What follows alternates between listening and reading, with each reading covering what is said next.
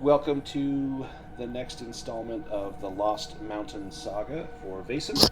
We are on the penultimate mystery. There are five mysteries. This is number four, and up to this point, we've done some things. We were first approached by Franzibald Hansen to go and help in the village of Falun. And while there, we got mixed up with a few different people. One of those was a young girl named Lisa Johansson. And Lisa seemed to be a little absent minded. She was a waitress, a scullery maid at the local hotel. And she had often had lapses in her memory. She came in one time with no shoes and muddy feet, and it seems like this was a not infrequent but not rare occurrence. From time to time, this would happen to her. And we were there to discover what was going on with the local religious population. Well, we took care of that by unraveling the mystery there. But in the process, our friend Franzibald, who had this beautiful necklace with a green gemstone in it, he had gone missing. And we found him inside of a mine shaft where he had been decapitated by this same Lisa Johansson. Only now she was a terrible sight, almost supernatural and horrible, and clearly something about her was not human. And she vanished in a flash, taking with her Franzibald's necklace. The next mystery that we undertook was a ball at the local University of Uppsala, where we were introduced to Sigrid Magnusson. And her husband Carl run the Svea Mining Corp, and they had reopened a mine called the Abisko Mines, and these had been closed for about 10 years after a terrible mine explosion. But she reopened the mine and began to dig, and she had found something unique and marvelous. We did not have an invitation to this, but our friend Franzibald, who had passed on, did. And his manservant, Björn, brought his invitation to us and said, please, Franzi would like if you would use this. And so we did, but not before we investigated his apartment looking for clues. And we found a journal in which he described his research into these green stones. He thought they were tied to creation, perhaps creation of Vaesen. And it seemed as though various stones he had tried did not have the same effect, and so it was a very, very rare stone. We also met a Vaesen in his basement that was rather helpful, as most Vaesens were before the age of industrialism. We went to the ball, and there was a performance experiment put on in which Sigrid Magnusson brought a young man up on stage, sliced open his chest, and then produced one of those green stones. She had it in a glass flask. She heated it up over a burner and then brought it near to his chest, where it began to glow and give off this sickly green light. There was a blinding flash, and his wound was healed, the blood was gone, and all was well. And the place just erupted at the prospects of this. What great milestones could be found in medicine, manufacturing. This is the key to putting Sweden at the top of the map as far as the world markets and world industry goes. And so we had professors and leaders of industry and doctors and scientists and everyone here that was just absolutely astounded by what they saw. However, Nigel, he saw that same young man collapse at the back of the hall, and he was taken away, and we were told he was taken to the Uppsala Asylum. Well, we had been there, and there was a serious overcrowding problem there. And it seemed like most of the people there were employees of the Abisko mine, that something has been going on at the mine, and these people started to see things. They were having hallucinations.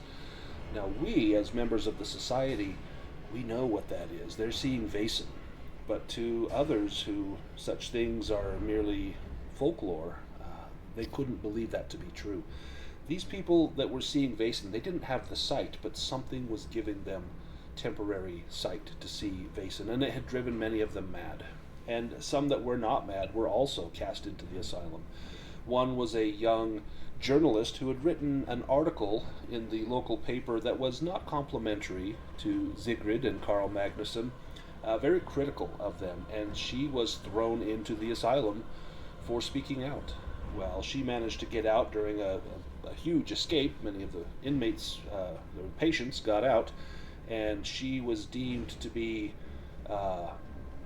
sane enough to not need to return, and she chose to go and live her life in the woods, away from society, away from controlling, vindictive people as she felt the Magnusons were. Winter was setting in, and we were approached by a man named Olaf Dahl to help him up above the Arctic Circle in Norway. There was a village that had been iced over, and they had sent people to find out if everyone was okay, and those people had not returned, and so now they were sending us. And the captain, Captain Harek, he suspected that maybe there was something there that members of the society might be able to help with. So when we arrived, we found the harbor was indeed iced over. We could go no further. We went ashore and discovered cannibalism, an abandoned village, crazed people that were at the inn, including an old man that was ranting about some lady and a sacrifice. We met someone or something beneath the floorboards of a home that we went into, and then after a pounding on the door, Captain Harek came in and said, "Let me in, she's here, the lady." And this huge blue giant had crawled up from the sea, freezing everything in her wake, and as she stomped through the town, all of Captain Harek's men were frozen where they stood. And we decided we weren't going to stay here in this house and get smashed. We were going to head up to the church. I believe, Freya, you had some personal experience with giants, and you also knew that through that experience that Christian symbols, the cross or the bells or the singing of hymns or Christian prayers, those sorts of things might drive away a giant. And so we all headed up towards the temple. However, Lord Montgomery and Nigel were unable to keep up, and the giant threw a boulder which flattened Captain Harek into pulp, and then slammed a fist which wreaked incredible havoc through the pair. I think Nigel was impaled in many places, badly wounded, and poor Lord Montgomery got a scratch on his ear and probably ripped the knee of his favorite trousers. As they crawled into a home to basically say, "Hey, we've drawn the short straw. We've had a good run. Let's die like gentlemen." They eventually rallied themselves and crawled back to the harbor where Captain Harek and his men had begun to bring a cannon ashore, and they spent their time getting this cannon ready to fire, thinking what better way to take out a giant than perhaps a shot right to the forehead with this cannonball. Meanwhile, the young women had run to the church. They tried to fashion a crucifix from church pews, but they were unable to lift it, and so it fell on its side, forming an X, which was the Nordic rune for gift. And the Lady of the Cold, this giant, felt that they were now offering a proxy sacrifice, because apparently the boy who was to be sacrificed was unfit, because he loved another. He was impure. And so he reached down to take Dagmar, not before Ilsa and Freya stung the giant with axe and knife. And as the giant carried Dagmar back towards the sea, in a last gasp effort, Lord Montgomery and Nigel managed to fire the cannon. Unable to get a steady beam on it, Nigel held the cannon close to his body to hold it still so that he could aim it. And when the blast went off, it knocked him unconscious. He became comatose. But the Lady of the Cold was struck and fell, shattering into thousands of fragments of ice. And where her heart was left a gleaming green gemstone. And that is where we left off last time. We had gone back to Uppsala, and spring had arrived. And with spring, many changes have happened. The people in the area celebrate Valborg. Valborg is essentially Walpurgis, which is the rite of spring going from the end of April into the 1st of May. and they have a great bonfire, and we had been invited to this bonfire. And where we begin this session is we are at the Great Valborg bonfire next to the royal mounds of Uppsala. And I have a map here. Let me post this map.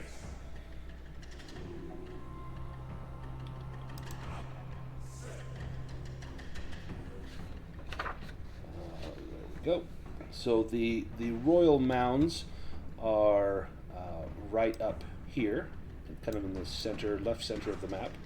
We are down here at the castle, so we're not far from home, just a few miles from home. We're up here at these royal mounds.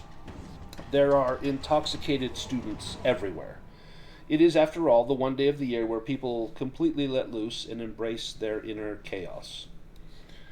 Let me get some... We don't need suspenseful music. Let's get some rustic music.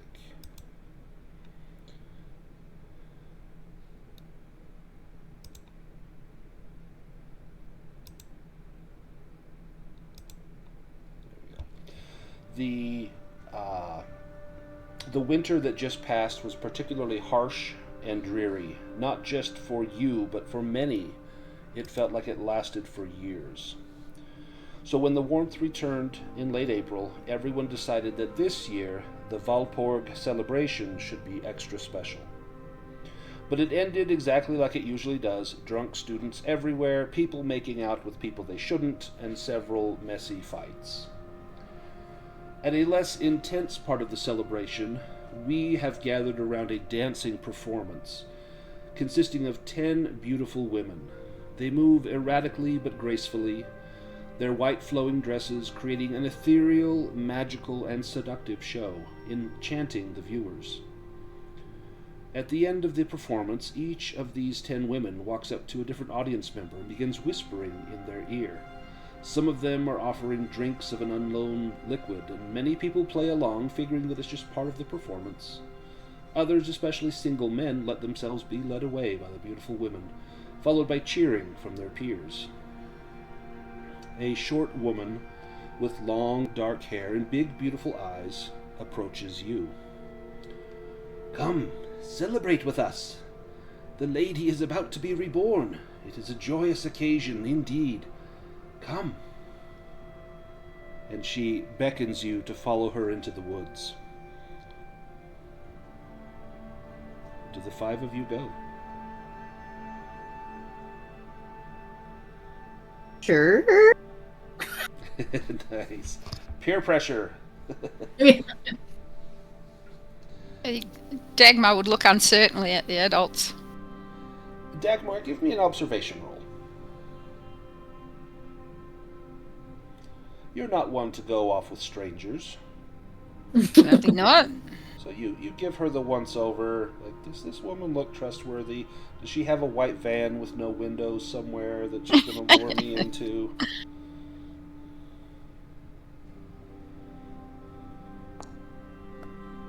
Nice.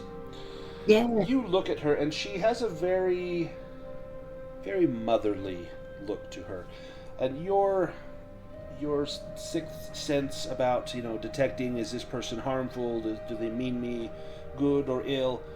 You get nothing but love from this person. This person is offering to share something heartfelt with you, something sincere. There is no ill intent with this woman's invitation. Dagmar is sadly lacking in motherliness, so she's going to go. Yeah, this is something like, even if it's just for a few moments, you imagine how it might be if this were your mother and were leading you somewhere nice. What about Ilsa? Do you go with Dagmar and Freya? Yeah, I think I would follow them. You can see that they are heading along into the forest along a torch-lit path. And as an occultist, this is kind of like your Disneyland. You're like, ooh, torch-lit path in the forest. Sign me up. Sign me up. Montgomery and Nigel, do you follow this beautiful woman?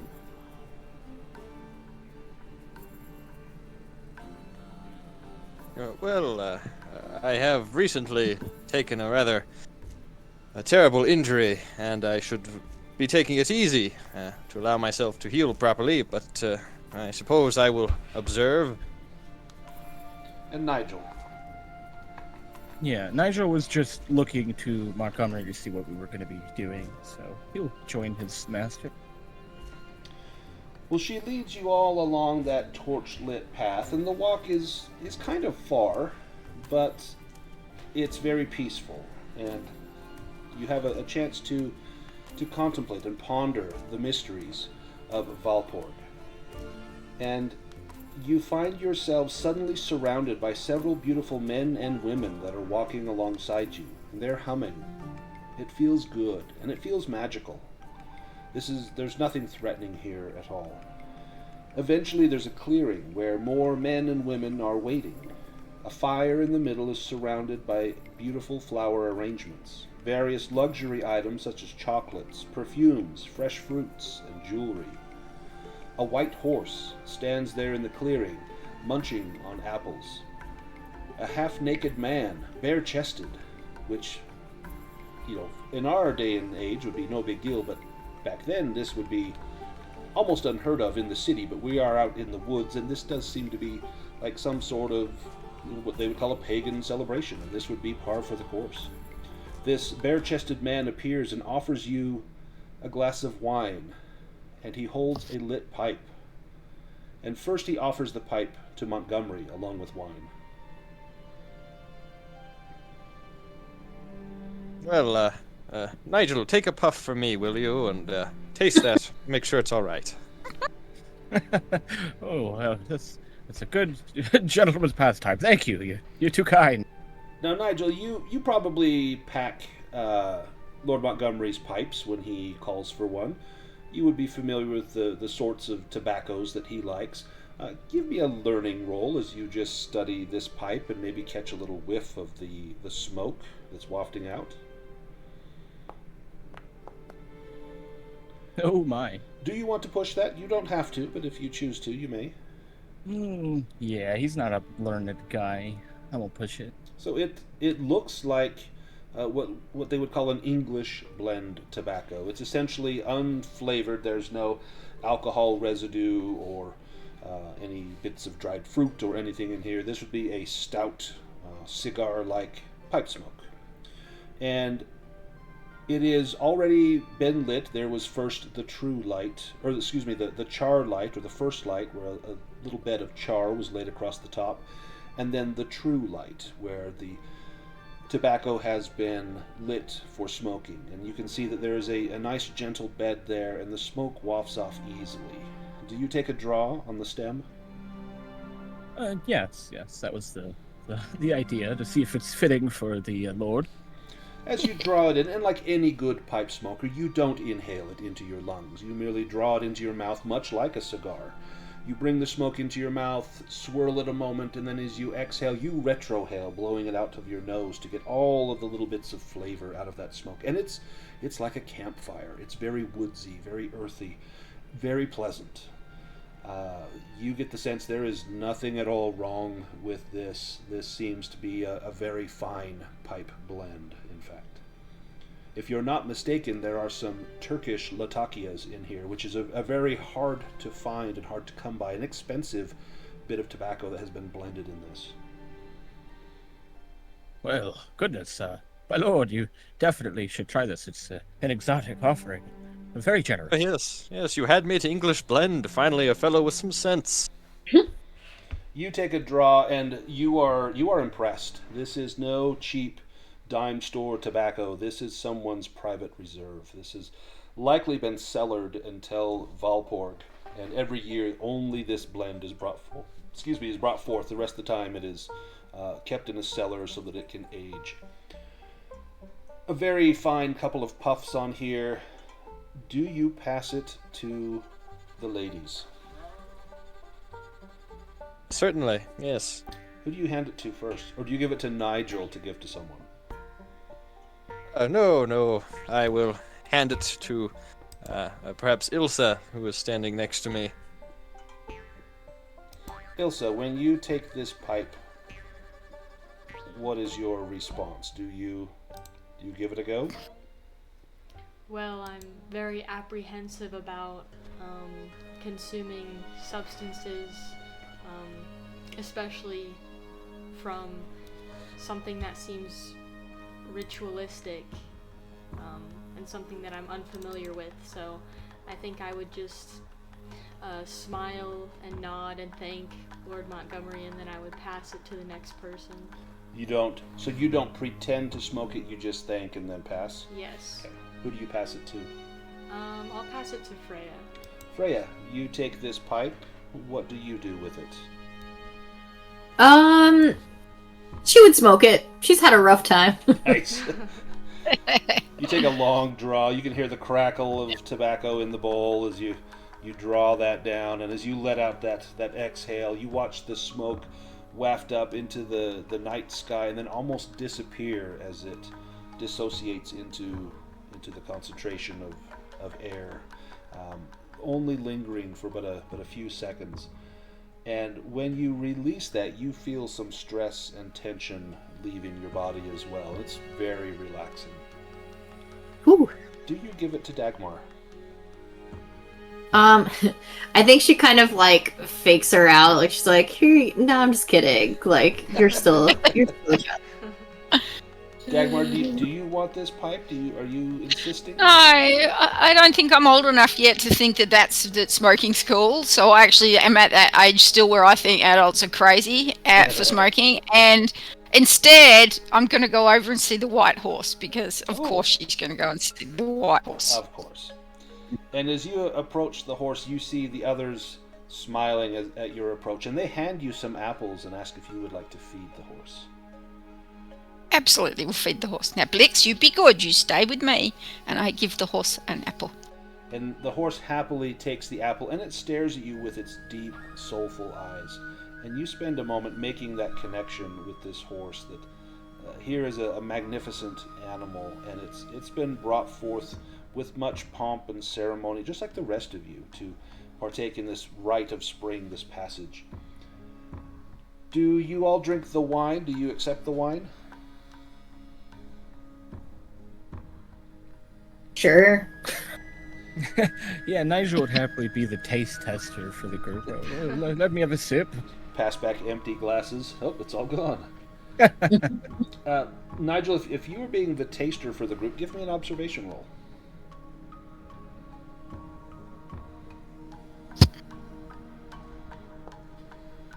Nice. So it's very fine wine. It's not anything great. You've had better. In fact, Montgomery probably has a very nice wine collection. He would keep something like this in his wine cellar, but this would be maybe an everyday wine. But for, a student, this would be perhaps some of the best wine they've ever had. But you've definitely had better, and you know that Montgomery's had better, but you feel comfortable giving him this, that, this wouldn't be like giving him cold duck that he would just spit out and wash his mouth out with pine needles or something. You feel like this would be good. And as you all, those that choose to, partake of the wine, you begin to get drawn in to the proceedings, and you are not in any danger whatsoever. And you feel a force pulling you in. It's a spiritual force in nature, and it's hard to resist. It's almost like this is a primal earth celebration, that this is, the passage of the seasons has been celebrated for thousands of years. As a student, Freya, you would know about Demeter and the mysteries of Eleusis, that they would have ceremonies that taught of the passage of the seasons from spring through the summer harvest, and then Persephone would go down to Hades and then return again in the spring to live with Demeter. That these mysteries have been part of human experience for time immemorial, and now you feel like perhaps you are going to be initiated into one of those mysteries. And as an academic, this is an incredible opportunity. For Ilsa, this has I don't want to say occult, because I don't want to give it an occult label, but it has a ceremony. This is very ceremonial, and are you okay with that? Are you okay with experiencing something? It's quasi-religious, but definitely ceremonial and solemn. Oh yes, I'm fine with that. I've experienced things similar to this, and I know that it doesn't have any dark undertones as far as I'm aware. So yeah, and this doesn't feel dark at all. This feels very natural. Dagmar, what about you? You're enchanted by this horse, and the horse nuzzles up to you, and as the air, there's a little chillness in the air. There's a fire to keep you warm, and it's blazing, but you do see the horse's breath misting in the air, and it's relaxed, and it's well fed, and you brush it, and it regards you with great caring and concern. How do you feel about this experience? I think I like it. I think Yeah.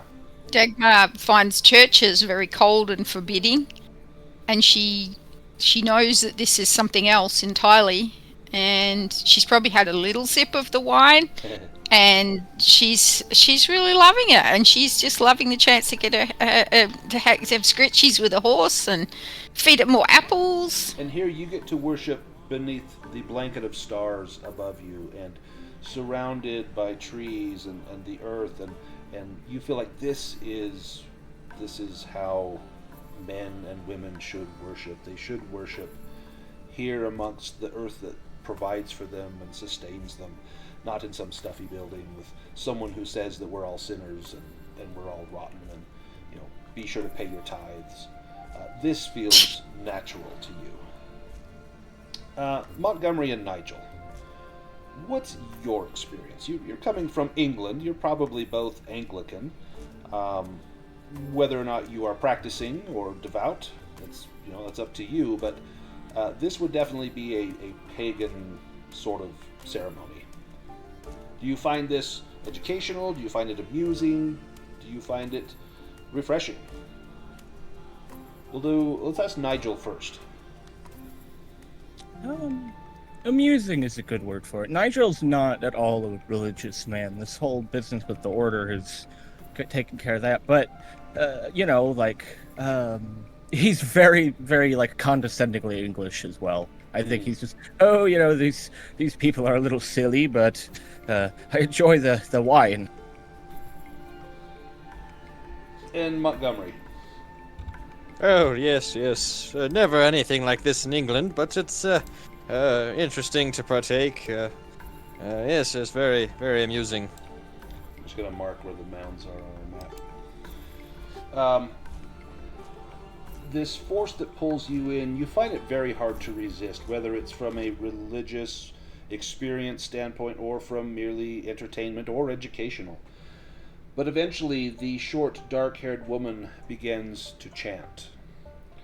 Lady of Fire, Lady of Love, we welcome your strength.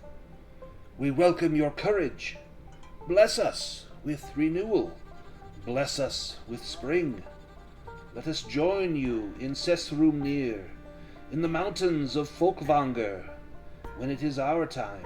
Our Lady, our Vanadis, we are the Vanadisir. Accept our sacrifices. Grant us your love. And as she begins to chant, this becomes hypnotizing. The other people here around you begin to hum along with her chant.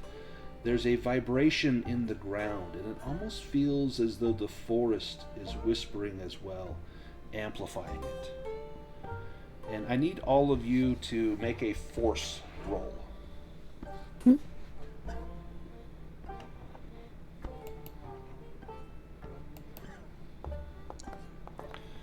Whoa. Ooh, wow.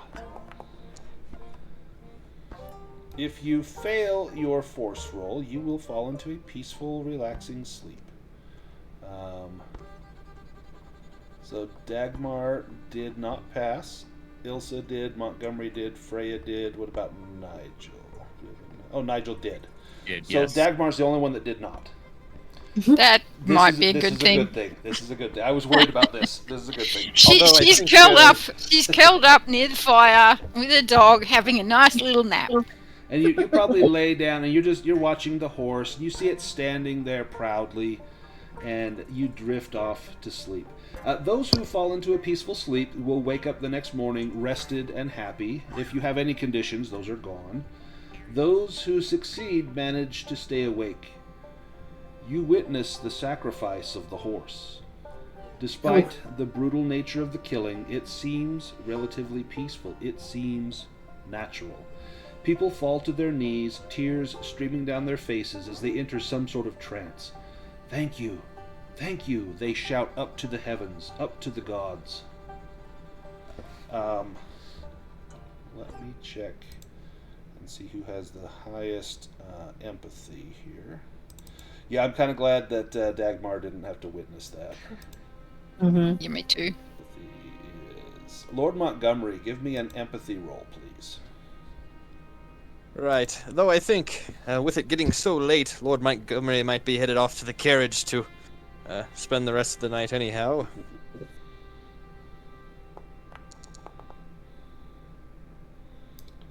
Do you push that empathy roll? No, I do not.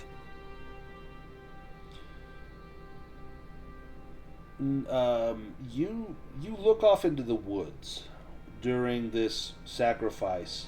Your eyes are drawn off to the side. It's almost like you sense that what has happened here is being witnessed.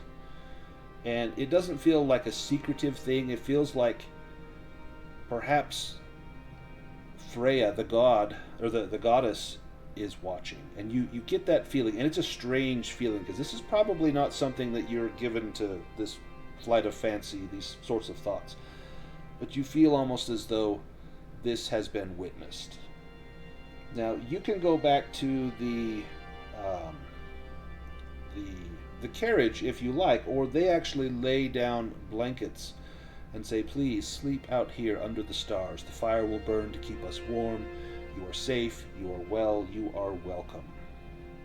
Do you choose to stay? Blanket on the ground? Well, I don't know. Even in the field, I at least had a elevated bed in my field tent. You probably, as an English lord, you probably would insist that you have the tallest bed. So, Nigel, what accommodations do you make for him? We're not far from home. I don't imagine we really would have brought much with us. I've got makeup and a field kitchen. Oh, I've got sleeping pills if we want to just put it in his wine and... There you go. Just I'll go make you a nice bed and give him some sleeping pills. Yes, very good, Nigel. Now, when you wake up, between the two of you, who's the big spoon and who's the little spoon? That's a great question.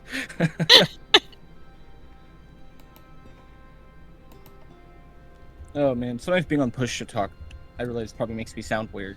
That is a great question. Just your voice makes you sound weird, Luke. Well, fair. So you would wake up before he did anyway, because you've got to get his morning coffee ready. So when you wake up, are you snuggled up to his back, or has he got his arm around you, keeping you warm? I imagine that Nigel would be snuggled up to Lord Montgomery. He was out in the field. Lord Montgomery, well, he's accustomed to sleeping alone. I don't think he would naturally be looking for warmth. But Nigel maybe wants a little comfort. Yeah. When you wake up, you get this smell of lavender and honey, and you're like, oh, that's his pomade. And you look, and your hair, your face is kind of nuzzled in the little bits of hair on the back of his scalp, and the hair smells lovely. And you realize, like, oh my gosh, like this can't be. And you gently extricate yourself from behind him, tucking the blankets in around him as you go and try to find the morning coffee. There's a few people already up that have prepared coffee. The young woman that brought you here, she is sitting next to you. She's waiting for all of you to wake up. And she says, good morning. I am Michaela, and I have a picture of Michaela. Let me grab it.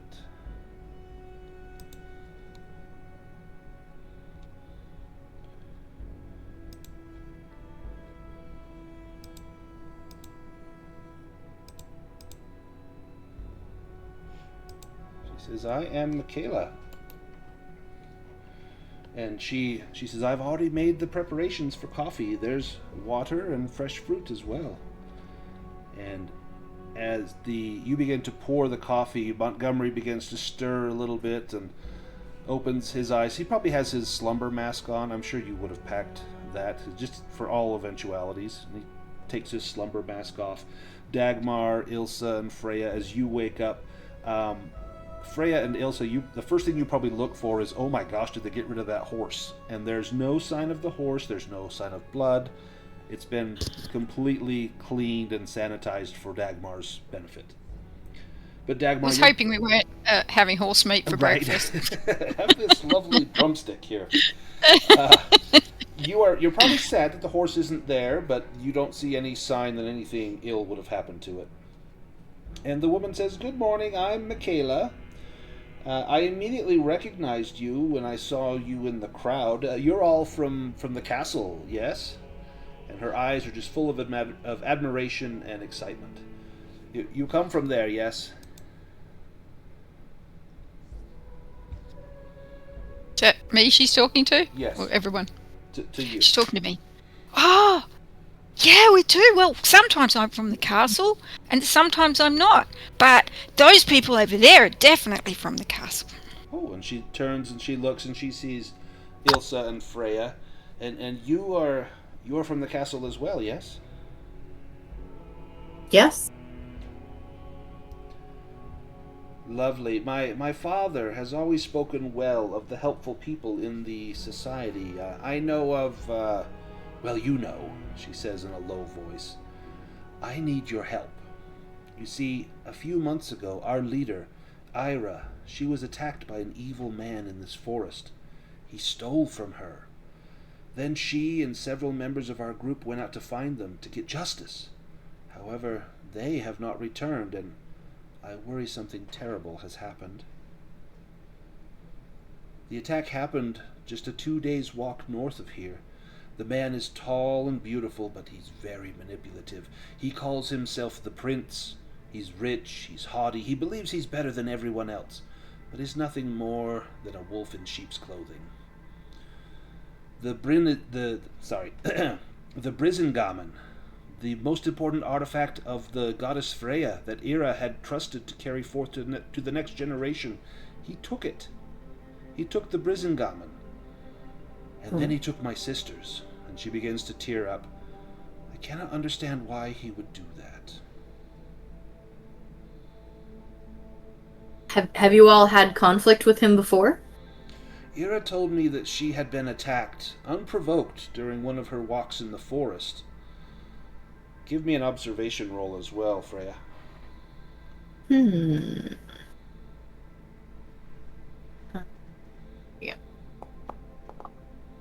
Hey.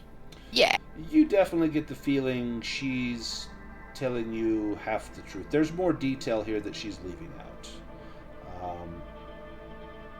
There's a little more to the story that she's not saying, but perhaps to respect the privacy of Ira, or perhaps herself, she's only giving you the barest of information. I think Freya, kind of like moves just a little closer so that like they don't have to talk like as loud. And she's just like, you know, we won't be able to help you and your sisters as well if you don't give us all of the information. Okay, this prince, this has happened before. He's very demanding. He wants someone to serve him. And if they serve him, they're never seen from again. Ira would not have done this. She would not have chosen this, so I know that she was taken. do not trust this prince. He seems nice, but he's a snake. Oh, and you said he was tall. How tall is he? Oh, he's very tall. And she holds up her hand to probably about maybe a foot or two above her head. You would guess it's, in imperial terms, probably 6'5". In metric, that's, 200 centimeters or so. Okay. Freya sighs and is like, all right, not a giant, not a giant. Good. Yeah, definitely not a giant. Just a very tall man. Ira she is very short. She is an older lady. She's energetic, but she's in her 70s. She has short white hair and green eyes. She leads us with determination and a fire that many younger people would envy. I insist I go with you, as I know my way through the forest, and it's my leader of our group that's missing. So please, won't you help me? Freya will turn to Ilsa and just kind of give her like the, I will help you. And I'm sure my friends would be more than happy to help as well. Dagmar, are you happy to help? Yes, she's a nice lady.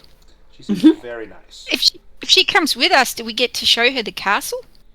Ooh. Will you come and see the castle? ooh. Her eyes just light up. I would love that. I've only heard stories, but I've never been allowed to go in. My father has, though. He's been the guest there many times in the past. Father's name? In fact, you would probably know that Linnea would probably know her father. My father's name is Carl.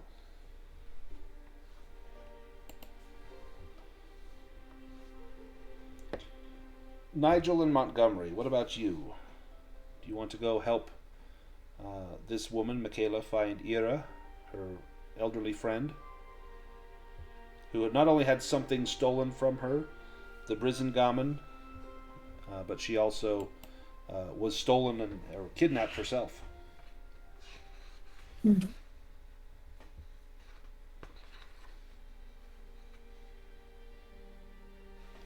Well, yes, of course. But first, Nigel, would you please empty my bedpan? It was a long night, and I need to relieve myself.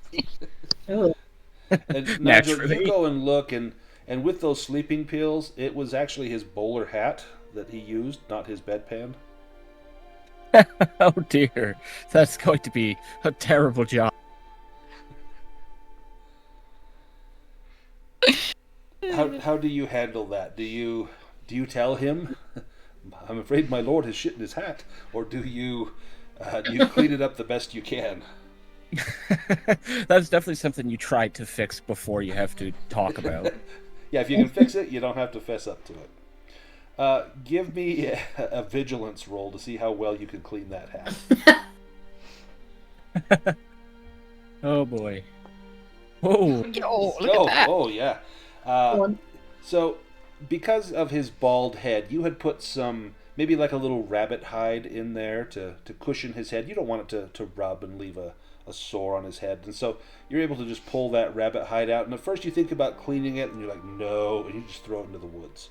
And like, I'll get him another rabbit hair liner when we get back to town. And you fetch him his hat, and he puts it on. Oh, it's a little loose.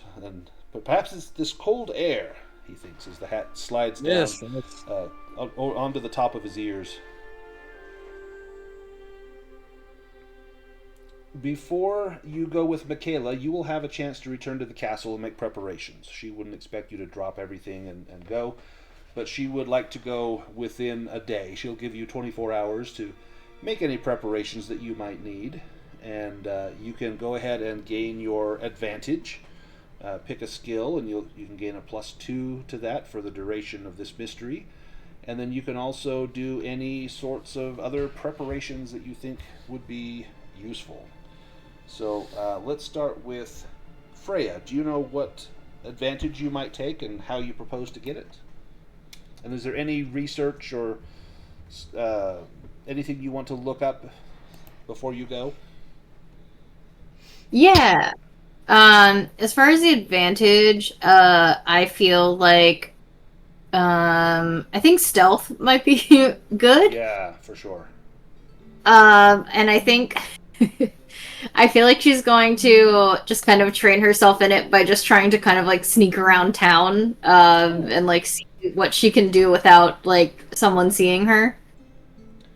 Give me a stealth roll as you're practicing to see how confident you feel in your abilities. Yeah. Well, not very. No, you feel really confident. You're like, they'll never see me. You know, Yes. and people are like, oh, hello, I didn't see you there. Like, I'm like a shadow. You think you're being very stealthy, but you know that the time you spend doing this will help to put you in that stealthy mindset. So it will pay a dividend for you. What about Montgomery? What are you choosing for your advantage? Oh, yes, I think perhaps Montgomery's been a bit more, reliving his old days, and perhaps he will take a bonus to his close combat as he's been practicing his sword maneuvers. Nice. And Nigel, how about yourself? Yeah, that works perfectly. While to stay close to him, he's out on the field too, practicing his ranged combat. Perfect. And let's go to Ilsa. I think after our last adventure, I would have started studying some medicine, maybe some medicinal herbs Okay. I would have grown in the garden. So I'll take my advantage to medicine. Perfect. And Dagmar. Well, Dagmar, I think, is going to take to the streets with Blix, and they're going to pop about, and they're going to see if they can find out any rumours about somebody known as the Prince. Give me a learning roll. Okay.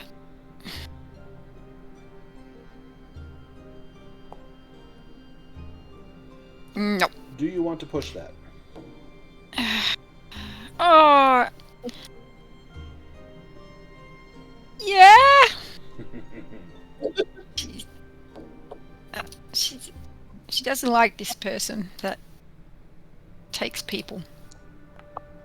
It's only got 3 dice though. So hey, what? Oh yeah, now it's only 2. Nah, she doesn't learn anything.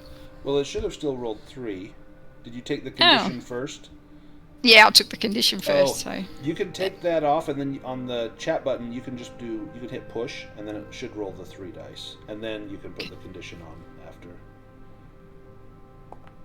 It still didn't Still do only rolled it. 2. Let's take a look there.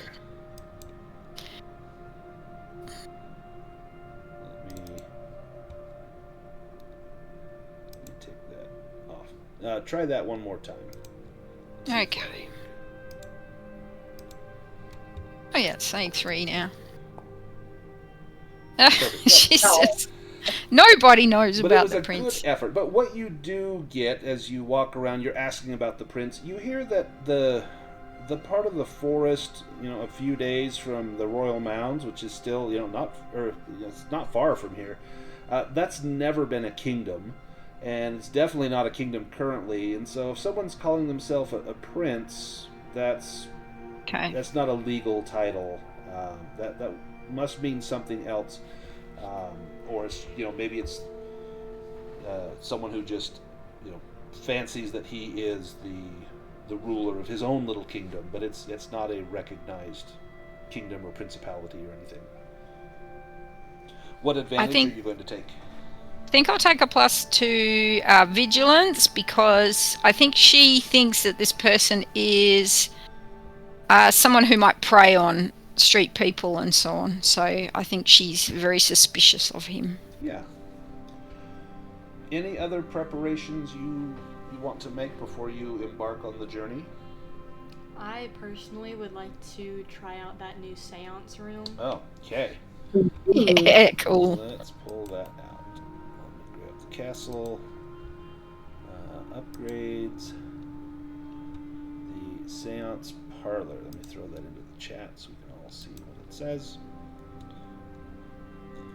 So you can hold a seance before a mystery and gain access to additional clues. So if you want to do a a seance, you can do that. When you do your ability, is it observation or inspiration that you roll?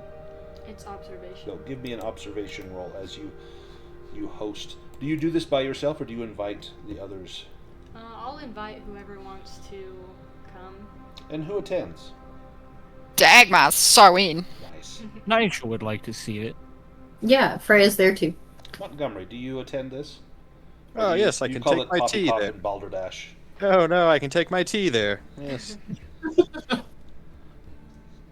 And you see Montgomery as he's getting biscuit crumbs on your nice seance table. Oh no. Give me that that observation roll, please. Nice. Yeah. So, as you ask do you have a spirit guide? Is that who you ask? I don't think I would have a specific guide. As you ask the spirits of the castle, those that might be dwelling in or around the castle, to come to your aid, you learn that the area that you'll be going to,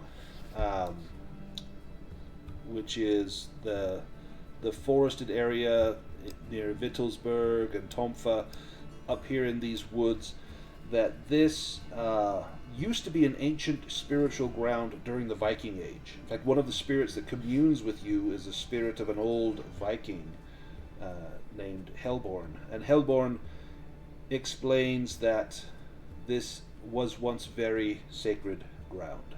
And because of this, you get the feeling that Vaesen activity might be more prevalent there.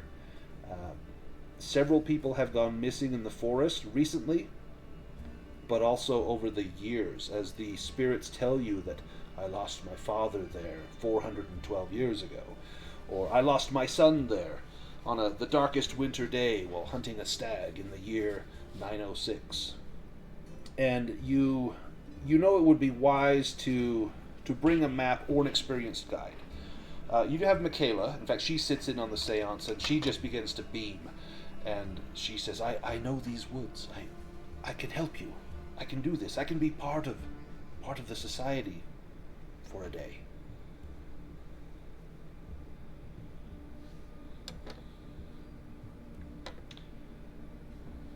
Any other questions you have for the spirits?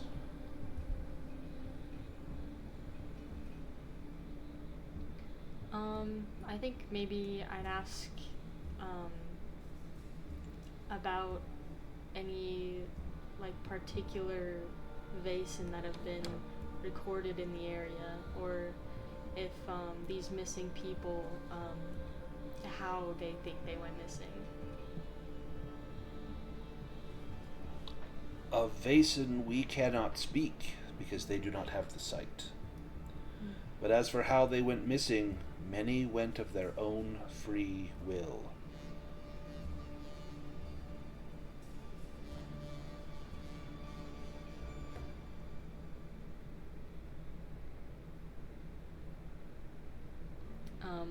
I'll look around the room to everyone else and I'll ask if they have any questions for the spirits. Do you know the prince? The prince. There is no prince in those woods. Only a dark man who deigns to call himself royalty, but he rules nothing. Beware, he is dangerous. For one of you, this could prove your last mystery.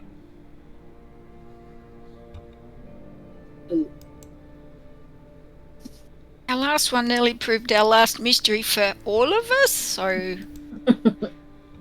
One of you will have a choice to make ere this adventure ends. To stay in the woods forever, or to return to the castle with your friends. Can that person have a dog? Yes. They may have a dog, or a dog may have them.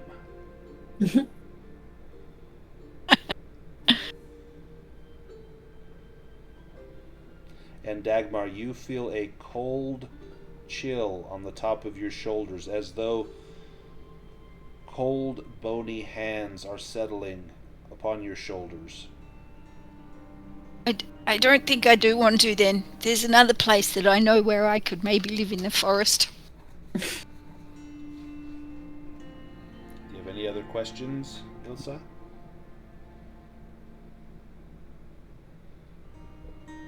Does anybody else have a question for these spirits? I think Freya would like to know if they know what what is the name of the thing that was stolen? The Brisingamen. Yes. Do they know what that is?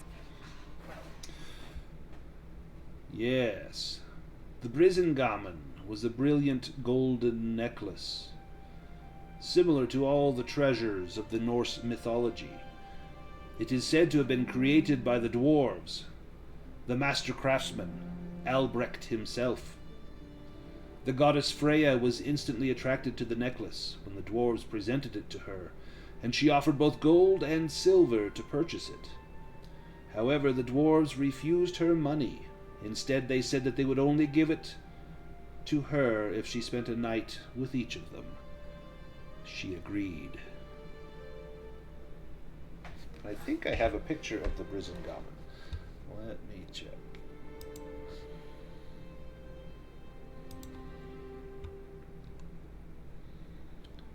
I do. This image comes to your mind, Ilsa, of this golden necklace.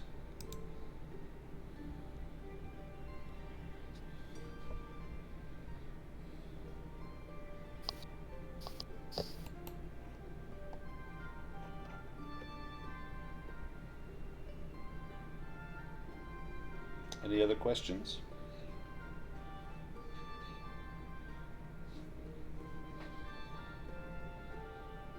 You sense the spirits leave the seance room. I will thank the spirits for their time and their willingness to answer our questions, and then I'll blow out the candles in the room. Nice. We're going to change scenes. We're going to go start out on the journey. So the journey will take us from the castle. We will head north, up, back towards the royal mounds, and then we enter the deep, dark forest to the north. It's early in the morning, mist is rising from the moss-covered ground, and everything is absolutely still. The forest is inviting, but haunting at the same time, as the mist playfully dances around you. Michaela, Harold's daughter, meets you by the mounds and insists that she comes with you. Please, after what I've heard from the spirits, I must. Will you let me go? May I join you?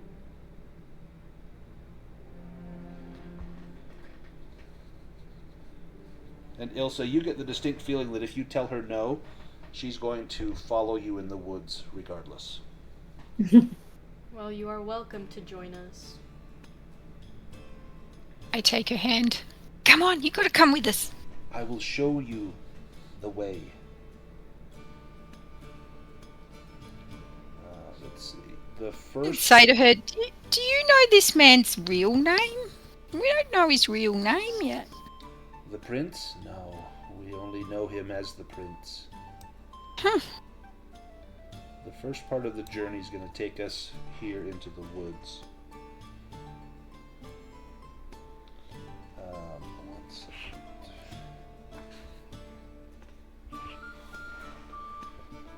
In the forest, you reach a small gorge with steep cliffs on either side. It creates a narrow passage that you're going to have to squeeze through. On the other side of it, several boulders are lying in a strange formation, creating a maze-like path. There are several stones scattered about that seem to have chisel marks, carvings upon them.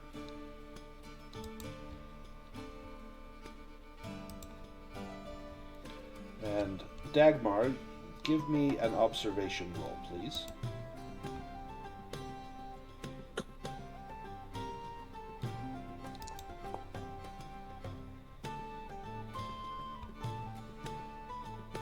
Do you want to push that?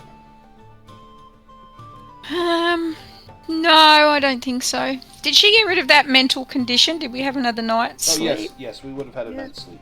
Okay, great. Okay. That's still how many dice I had. So.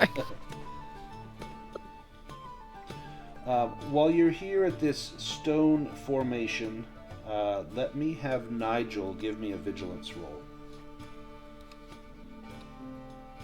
Sorry, I heard my name, but then you cut out. Yes, a vigilance roll, please. Yes.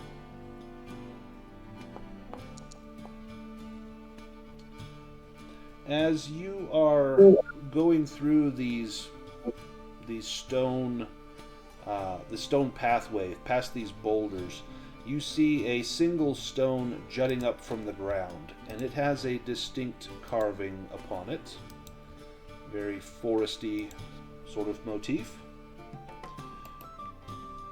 You also see several bits of rusted iron here and there, and you suspect that this may have once been an old battleground from the Viking Age.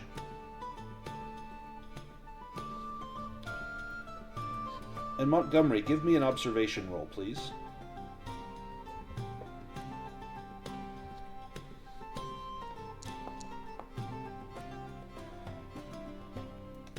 You notice there's a longer piece of metal buried underneath one of the boulders, and if you slide it out, it's a huge rusty sword, almost as tall as a full-grown man. The sword is hundreds of years old and would have belonged to a fierce warrior. And let me have Ilsa give me an investigation roll.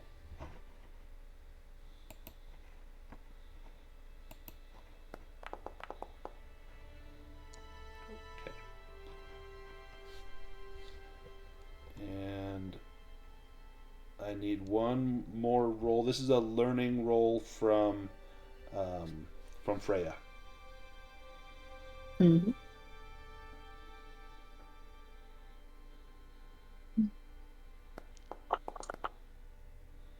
Whew. Do any of you that failed want to push those rolls? I'll push mine.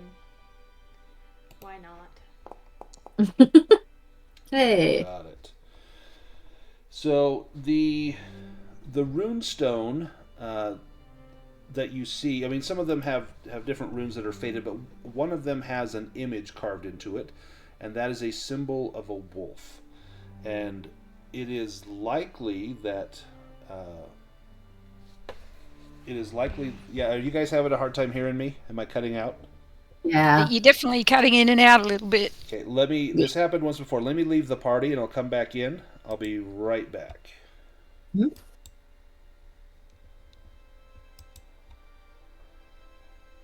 Is that any better?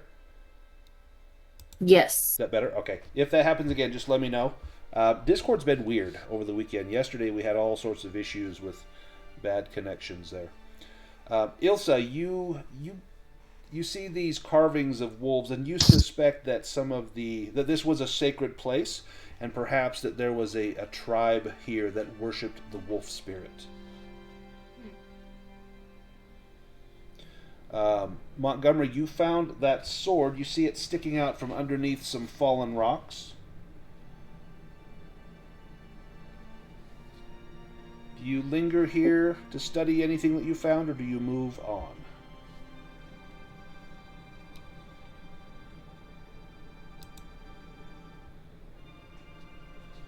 Well, I don't see how this will help us too much, so I suppose that perhaps we should make haste.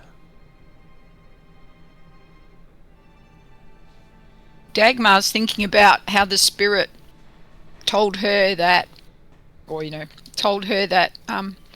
she could have a dog, or perhaps a dog might have you. So she's looking quite intently at the wolf on the stone.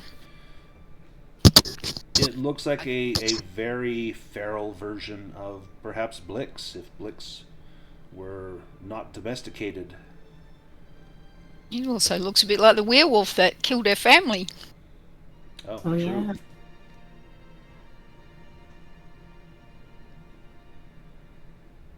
As you study this, Blix begins to bark, and he turns and is barking behind you, Dagmar.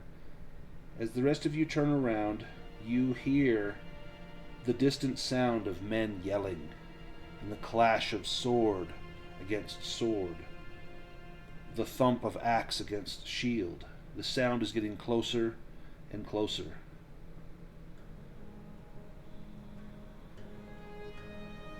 It's coming from all around you. Montgomery, you're no stranger to battle. What do you make of this? Well, sounds like a clash of the cavalry. Does, yes. I don't know what to make of it. Never fought cavalry battles in the forest. Terrible, terrible place. Let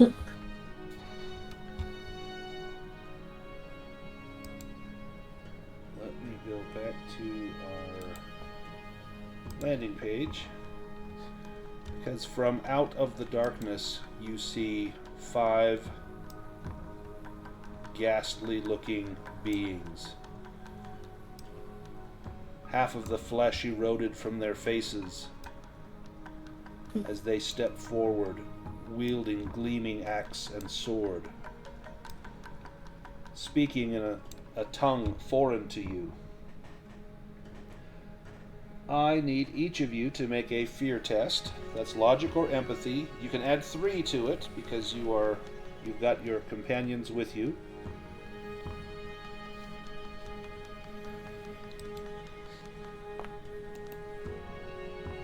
Ooh. Nice. Freya is good. Nigel gets a +2. Oops. I did the wrong thing. Hold on. I'm gonna push it. Oof. Oh dear. Well.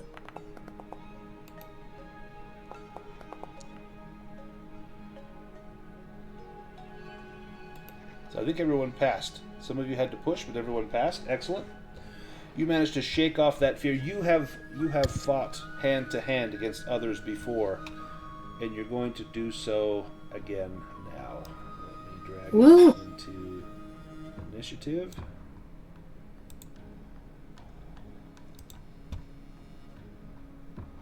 If you want to draw an initiative card, go to the 2 crossed swords and draw that.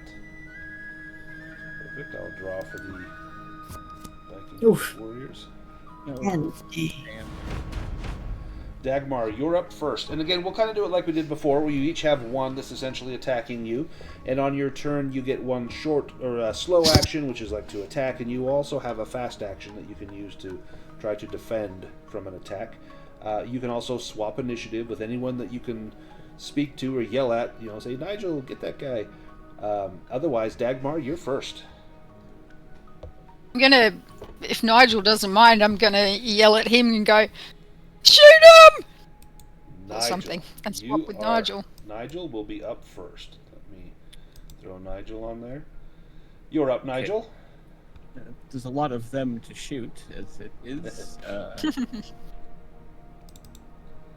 well. I'm glad I took the ranged combat advantage. Probably will come in handy at some point during this.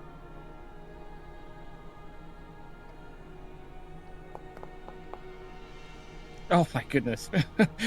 Definitely will come in handy. Did you push that? You know what? I will. Oh, nice. 2 successes. They get an agility roll. That's their fast action to try to dodge. And they block one of those. But you still get through. You'll do 2 points of damage to them. And they have 2 hit points. So the one in front of you falls. Oh my. Worried they wouldn't fall. This one goes after poor Freya. Freya, it heaves at you with an axe. You can make a close combat roll to if you have something in hand to try and parry this. Otherwise, it's coming in, with double success.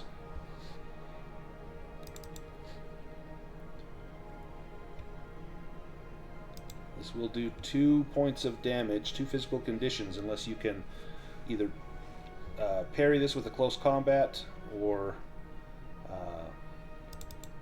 have something up your sleeve. You do have your axe. Do you try to parry it with your axe?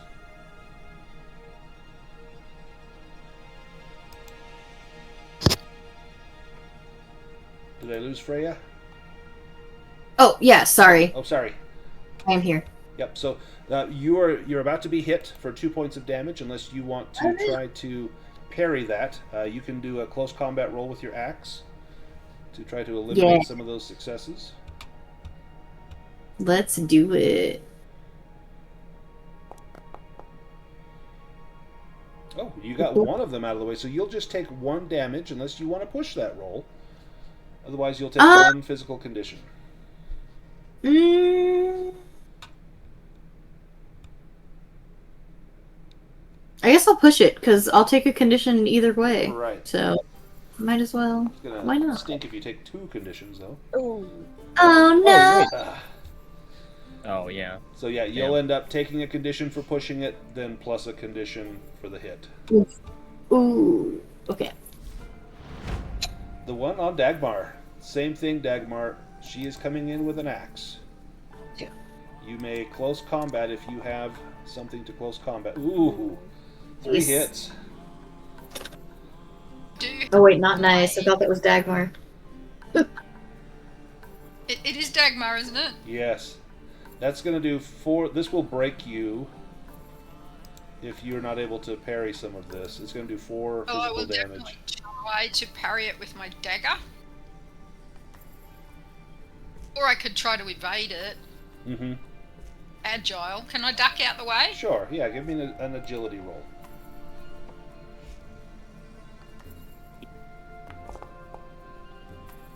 Ooh. Push it. Do you push it? Yeah.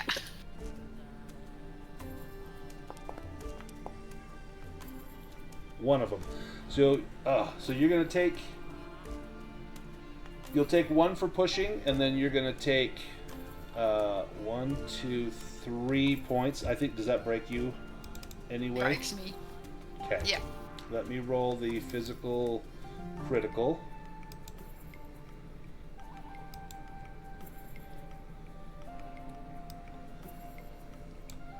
I'm glad someone took some medicine advantage.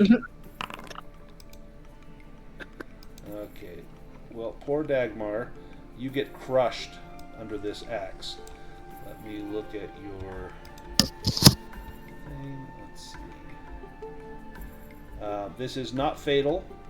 You have a tremor right now for the rest of the adventure, a -1 to your ranged combat.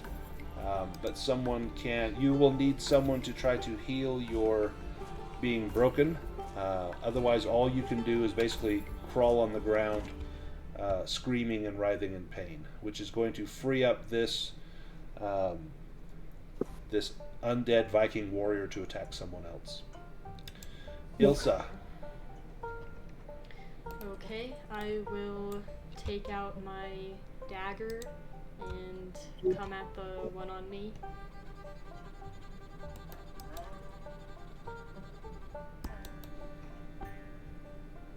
Oh wow. He's not going to even try to parry that. He's going to save that in case he needs it. Lord Montgomery. Yes, I will use my advantage as I draw out my sword, my saber.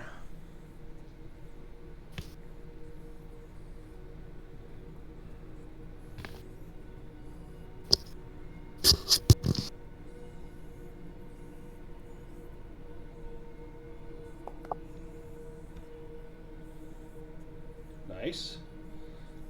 2 damage. They're going to try to parry that.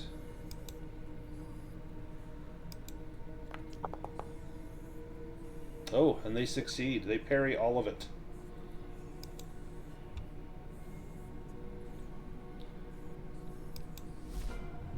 Dagmar, you can do little other than maybe cry out in pain as you're writhing on the ground. Can Blix try to bite it to chase it away? Wouldn't Blix try to go, get away? Blix absolutely would. Give me a roll for Blix. Let's do a... it's a close combat roll for Blix. Okay. And he has a +1 per session. Yep. So I'm going to use that now. So... Let's see, what's your close combat score is 8, so it'll be 9, yeah, perfect.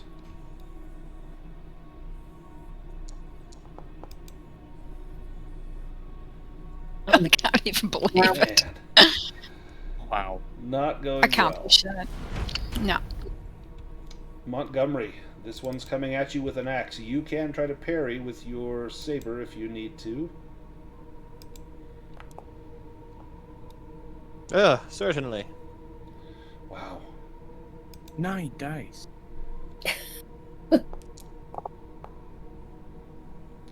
Nice. So you block 2 of those, so you take 2 damage, 2 physical conditions.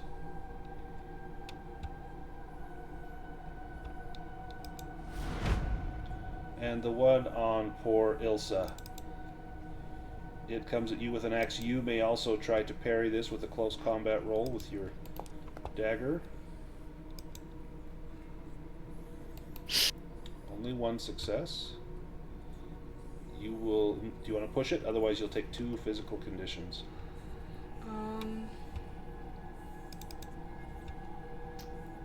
I'll push it. Oh man, that's terrible. Shoot. So 2 physical conditions in addition to the 1 for pushing. Things are not looking good. Freya. Yeah. I guess we'll just swing the axe at the one that attacked me and hope for the best. Nice. Why not? Okay. Nice. Woohoo! There's a hit. They will try to parry that.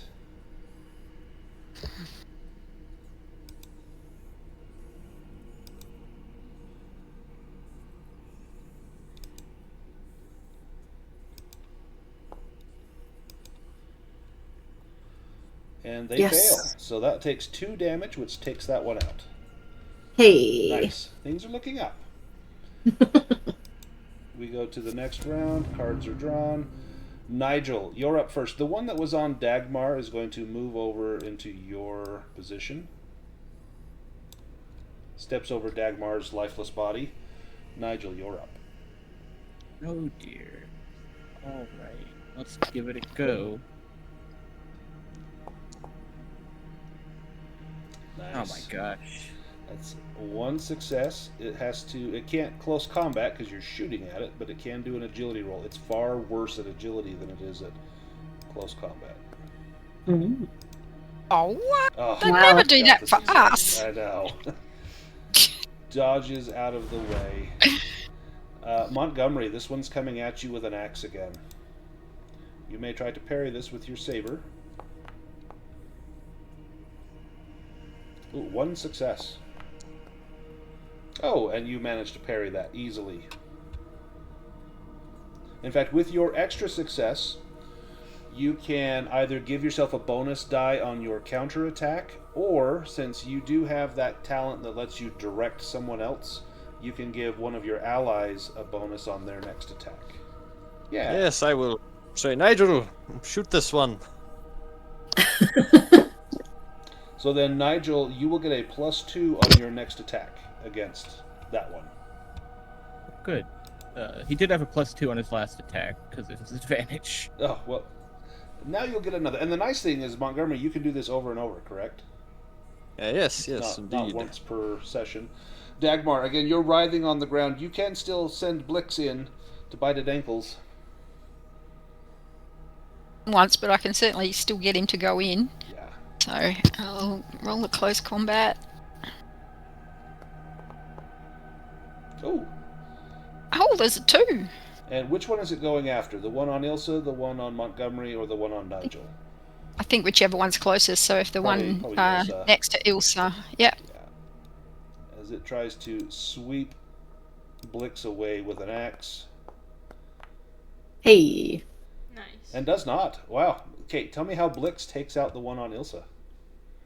I think he like launches himself up off Dagmar's back and just goes for its throat Nice. and shakes it like he's a terrier with a rat. The bones begin to fly apart. Freya. I guess I'll take a swing at the one that's on Nigel. Okay. Yeah. We'll try to parry that as well. Ho ho! Oh, nice. Good luck, Viking Ghost. Got a block 3 and blocks 1. No, that's going to go through. So you end up with 2 successes. 1 success is going to take it out, so you'll have an extra success here. You can use that on your next roll, whether that is your attack or a... Well, you've done your attack. If you have to defend or next round on your attack, you can spend that for a bonus die on there. Okay. Ilsa, Cool. you can attack this one, or you can try to help Dagmar, who is currently Yeah, I broken. was gonna try to help Dagmar. Okay, you want to make a medicine roll? Sure.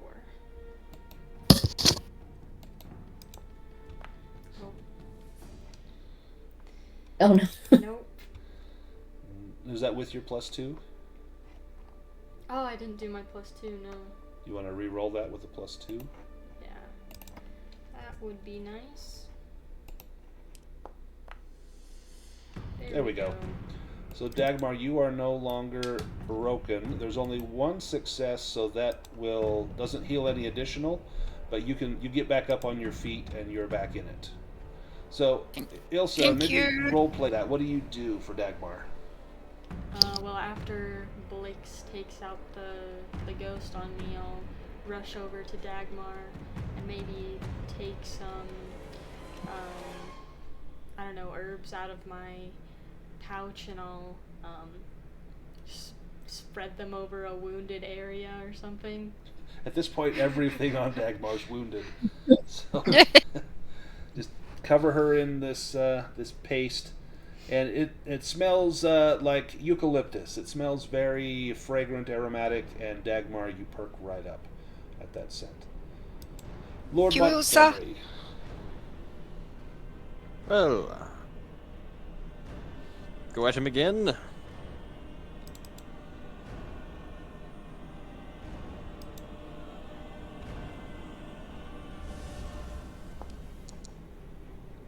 Oh, you got a success. They will try to parry.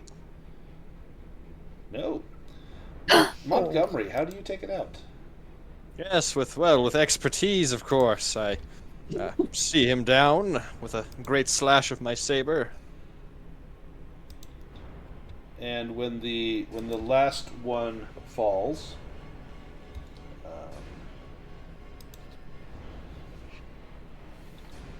a battle horn sounds through the forest. The fighting is immediately over, and a tall, impressive figure appears on a horse. Half of her face skeletal, and half of her face human. Let me post a picture. You saw these on the tokens, but here's a close-up. So half of the face is skeleton, the other half revealing a beautiful woman, but with a very sharp, stern face. Dagmar, give me an observation roll.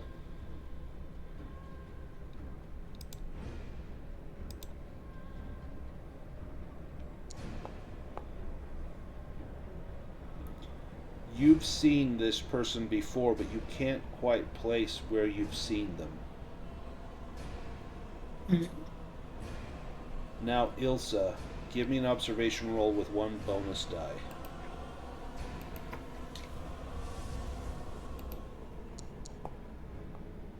Oh, nice. Okay.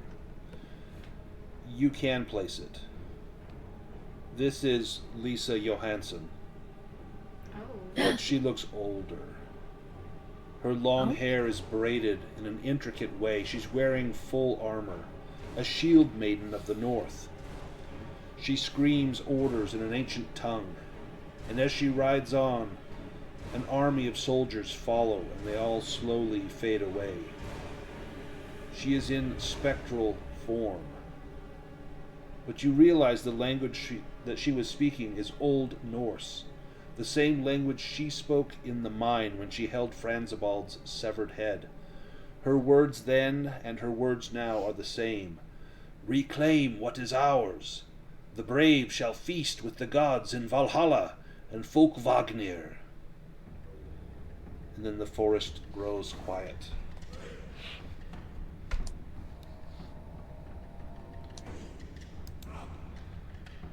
What do you all do?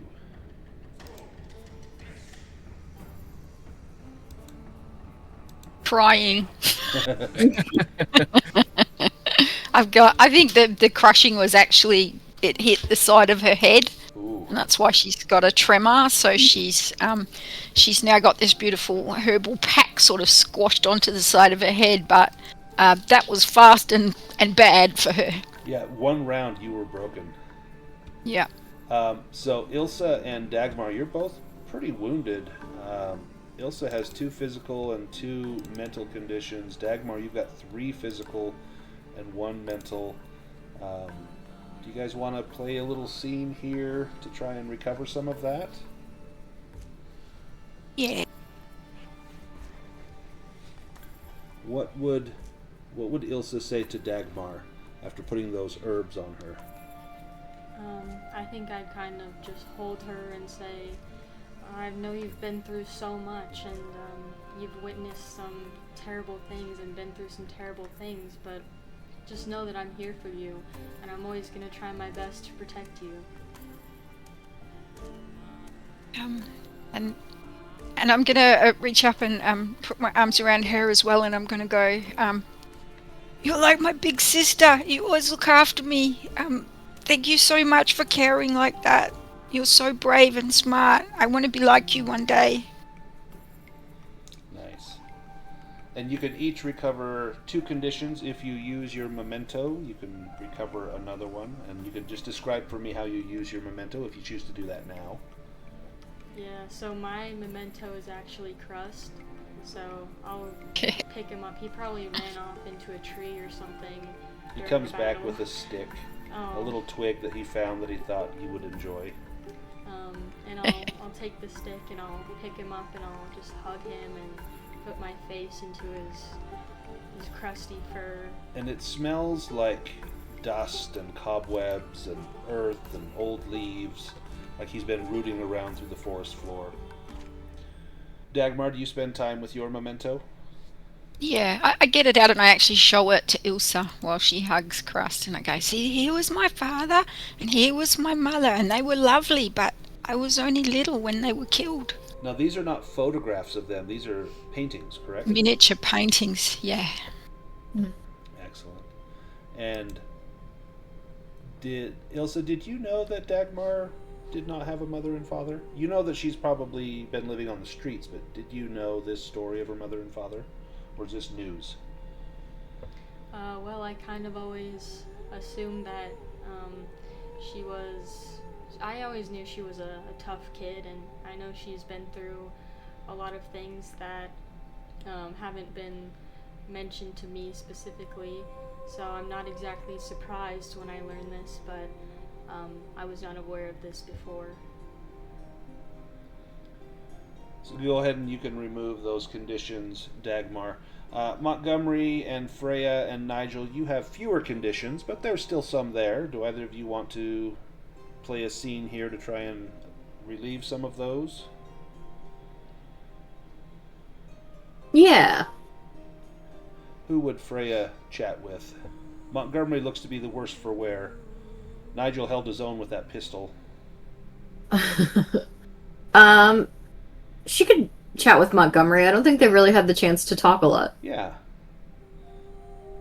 So you saw him almost his old officer lifestyle, back when he struck with his sword and commanded Nigel to fire now, here's the weak spot. You saw some leadership there, and what was your reaction to that?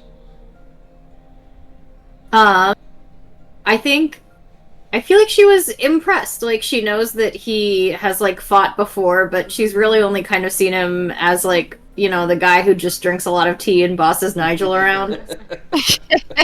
You mean he's more than that? Right? Yeah, she's like, whoa, he can do things. So. And Montgomery, what's your reaction to seeing Dagmar with an axe take? I think you took out the first of the, or no, I think that was Nigel. But you held your own with an axe where others were struggling. I'm sure that you respect that martial prowess. You know that, goodness, a woman doesn't belong in a man's army. Yet here you see someone that could stand toe to toe in a battle line. And what's your response to that? Oh, yes, very, very impressive. I am, of course, quite impressed with your skill with the axe. Though myself I favor the saber, it's nonetheless very impressive skill, and I will pull out my little war diary. It reminds me of this particular battle on January the 16th of 18... I forget. Anyhow, it was a very interesting day, yes. Then you see Freya's eyes just glaze over, and then it says 15 minutes later, and thus ended the first charge, and you close the book. And Freya, as he begins to share some of his personal past to you, I suspect that's a big step in the relationship between the two of you. Mm-hmm. Do you reflect on your memento? Yeah. Although you really won't need to. You've got, this scene. Yeah. Will actually, so yeah, maybe you're better off holding on to that. Okay. So yeah. then you can each remove 2, and Montgomery, you can remove 1 additional one. Mm-hmm. Perfect.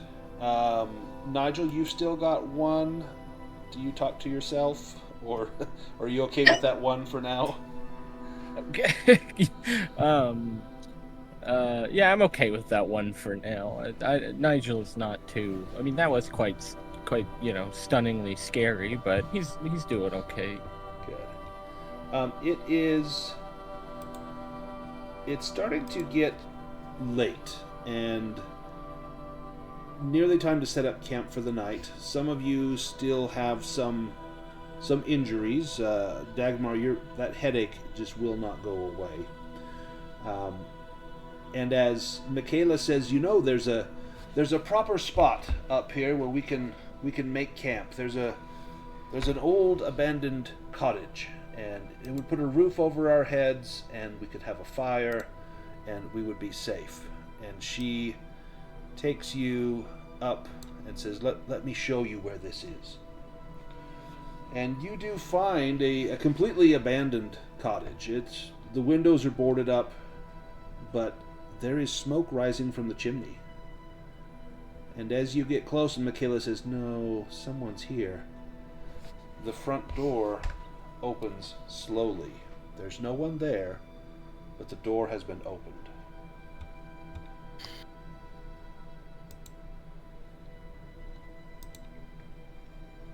Do we hear movement from inside? Give me a roll for that. Observation, maybe? Yep.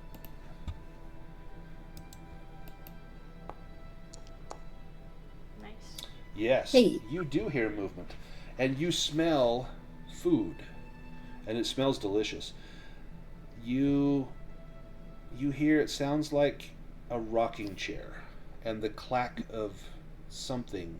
You suspect it could be like a crab's claws. No, it's knitting needles. You know that sound. Someone is knitting something in there.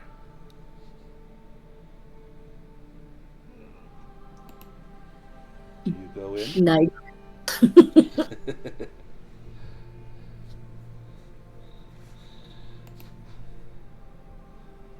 Ooh, nice. I actually want to use a talent that I have. I put it into chat. Okay, so make an investigation roll. If you get extra successes, you can learn if a Vaesen has been in the area, gain impressions of what kind of Vaesen it is, and find out if magic has been used. Perfect. So give me an investigation roll. You need at least 2 successes. Oh man, I got one. You can push it. Yeah, I'll push it. Yeah. Oh no. Still just the one. As you look around, there is definitely magic. As far as if there is a Vaesen, you suspect that that's possible, but you don't know for certain. Okay. Not any that you can readily identify. Alright. When you saw Lisa Johansson earlier in the day, you know that was a Vaesen. That was a revenant, for sure. Right. But here, it's something different.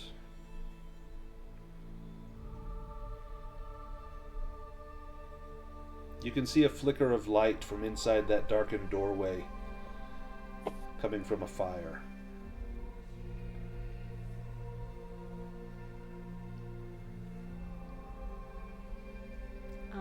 I'll have my dagger ready, and I'll start to approach, and I'll tell Nigel to maybe get his weapon ready. You're going in hot. Yeah.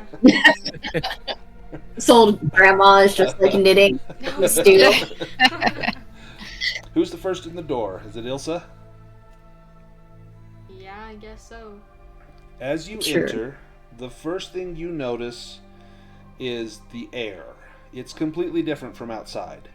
It's thicker, it's heavier, it's almost suffocating. If you've been in an old woman's home, it's just stiff, stale air. There's probably a bowl of old ribbon candy that's covered in dust, just like my great-grandmother. That candy sat there for 30 years and no one dared eat it because you'd cut your gums if you touched it, but that candy was always there just in case.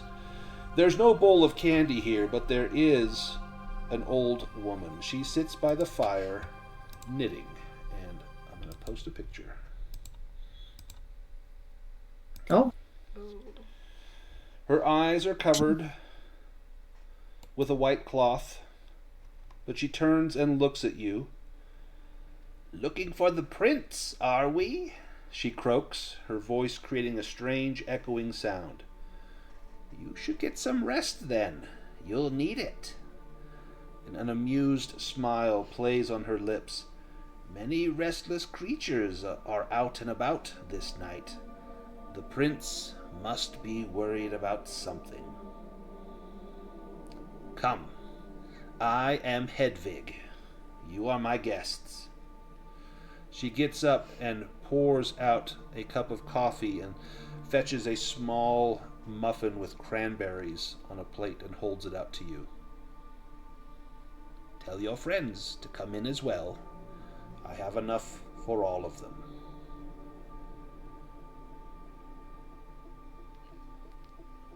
Okay. Crust starts squirming in your arms to get down. I'll put him down. I'll see what he does. He darts over to Hedvig and begins to circle around her ankles, purring and rubbing his cheeks on her legs. And she reaches that long, slender, bony hand down and strokes his back and rubs his chin. "Aye, he's a good boy." Yes, he is. And then she grabs him by the scruff of his neck and picks him up and turns and looks at him. And she puts her face in close and she inhales deeply. And it looks as though she's deflating Crust's lungs for a moment.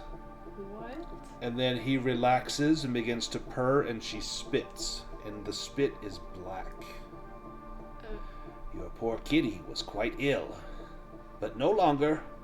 And she sets Crust down, and Crust walks over to you, sits down, raises the back leg in the air, and begins to lick himself. What did you just do to him? "I bought him an extra year or 2 of life." Oh, well, I thank you for that. He's very important to me. Now Hedvig looks old. She looks ancient. But she tells you she's just trying to live in peace. I'm nothing more than an old witch. This land, it all changed when the cross worshippers arrived, and there's no more room for the old ways.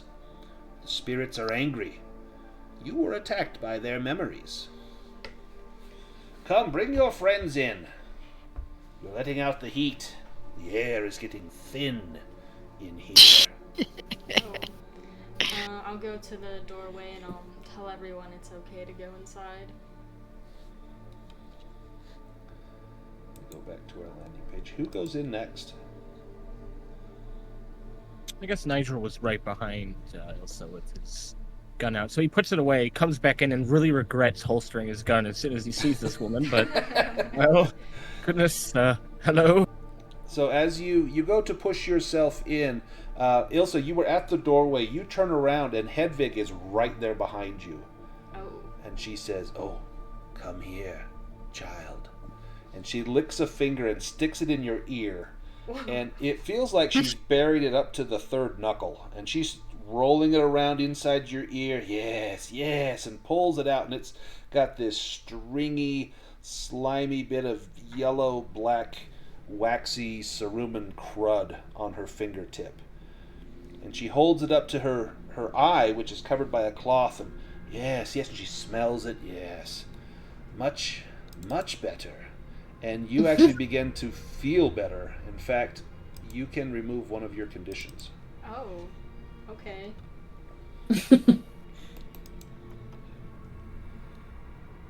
And Nigel, as you enter, she bows before you and says, "Come, your bones are weary. Let me see your hand." And she holds out her hand, expecting you to place your hand upon it. It'd be rude to seek her hospitality and then deny her, so he would pass his hand over. He'd give her his hand. She turns it palm up and reaches down and licks it from the tips of your fingers to your wrist. Oh. Then she blows a gentle breath upon it, and she traces the lines on your hand. Your heart line, your headline, but here, your lifeline. See how rich and full. You have many friends, and many worries. Well, you've made a new friend here today, and there's no need for you to worry. Hedvig will take care of you. And you feel that exhaustion just seep out of your bones as you recover that condition. Well, thank you. Who comes in next?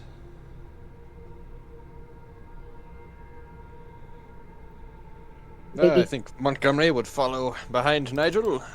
Mm-hmm. Montgomery, you come in, and she stops and looks at you, and she sniffs the air around you. You smell English. Oh, thank you. Thank you. Yes. There is a sour air about you. You, Oh, it's sir, the ambergris. Yes, yes. The ambergris, from a whale. Yeah, yes. Let me tell you something. I see right through you. You call yourself brave. You call yourself courageous. Well, Oh, occasionally, yes. there is no need for you to feign courage or bravery here. You are welcome here. Just mind you don't want to take this place over for your own Englishmen. No, no, no, I prefer something a bit more lavish. Yes, leave this to me. The rest I will leave to you. Come, I have a place appointed for you. And she points over to a small three-legged stool with an old dusty pillow on it. A chair fit for a king or a prince. And then she smiles and points at the coffee. You may help yourself. You are a guest in my home.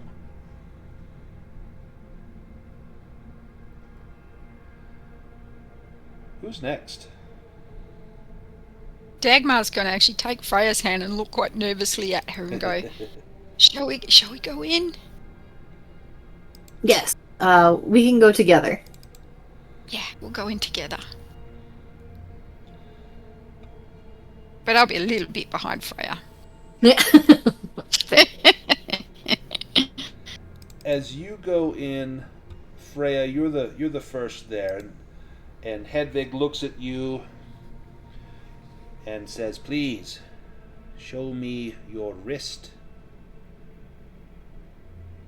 Freya will do so. She looks at it and she places her fingers across it, and you can feel the pulse of your heart begin to race as she measures each beat, and you hear her breathing in time with the beating of your heart. And then she pulls her hand up and snaps and says, "You have a strange inclination. Do the others know?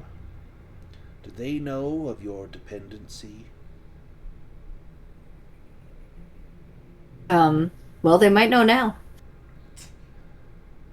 Well, do not keep such things from friends, for one day it may prove to be your downfall. Now, come, enter my home. And you, little one.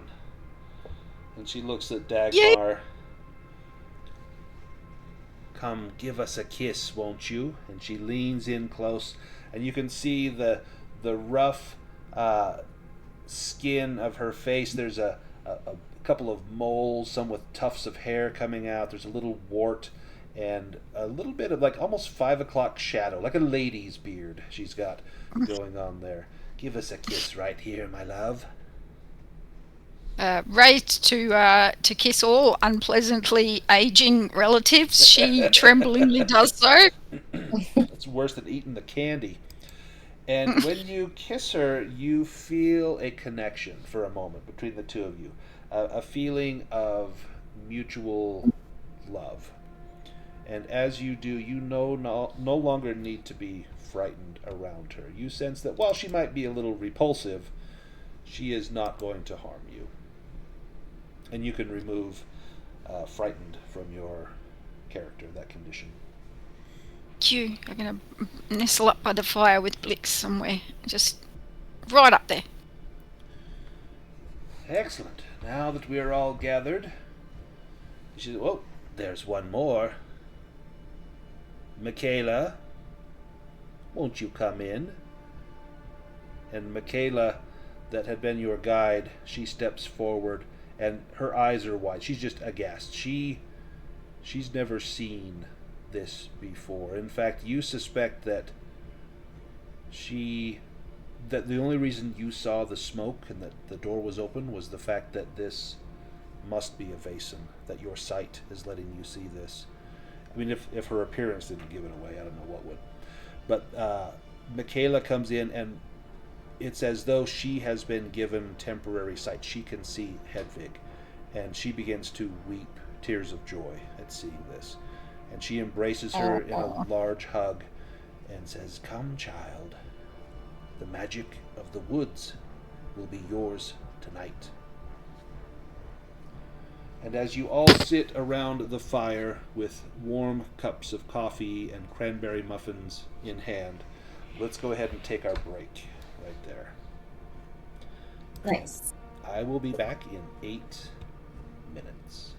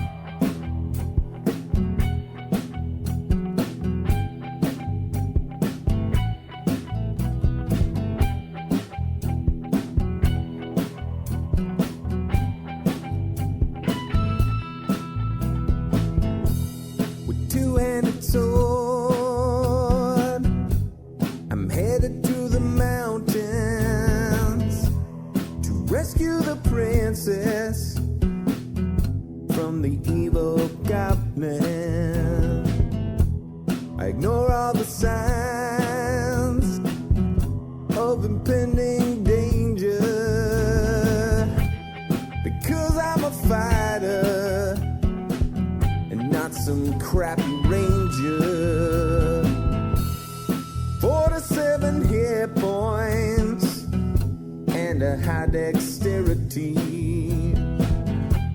17 for strength. Kobolds are afraid of me, crafted from numbers on living paper. I escape from the mundane to a medieval caper. While in real life, my fate is unspoken. Hero roll of the dice, and my fate is unspoken.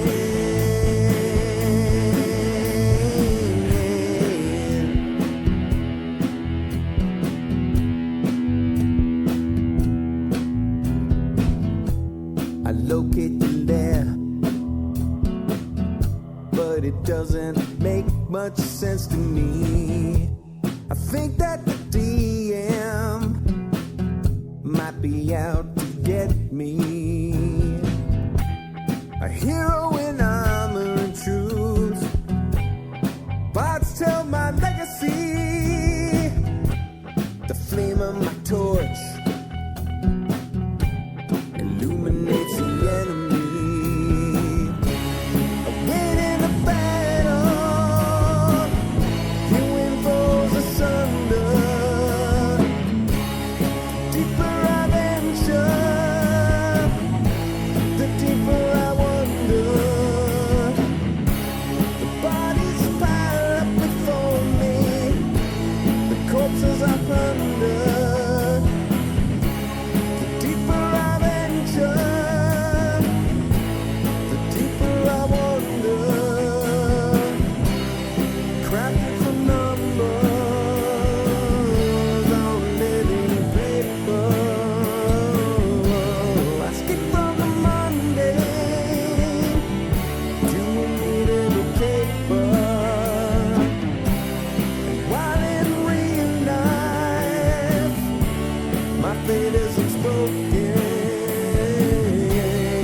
Hero roll of the dice, and my fate is unspoken.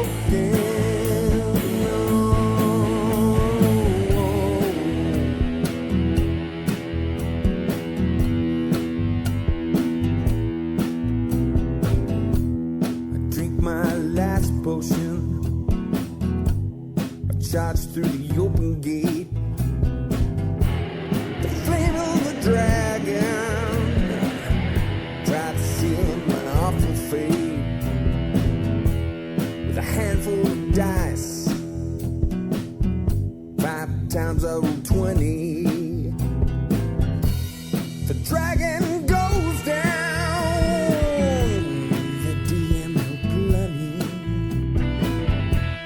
I leave with the princess, a satchel chock full of gold.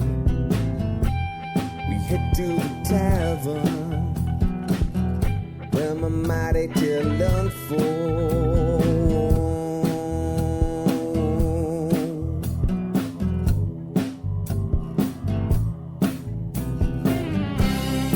Crafted from numbers on living paper. I skip from the mundane to a medieval caper. While in real life,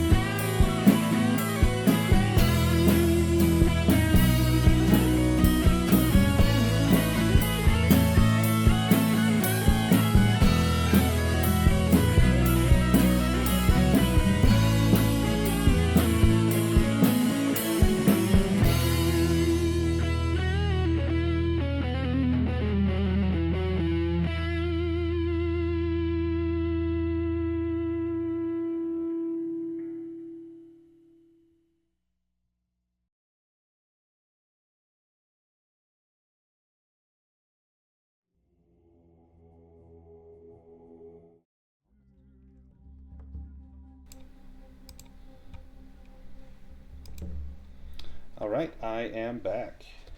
Is everyone else here? Hello, I am. Hello, there's Luke. Yes. Yeah. And there's Alex, and there's Tina. Just waiting on Henrik. Are you here? Lord Montgomery, still muted.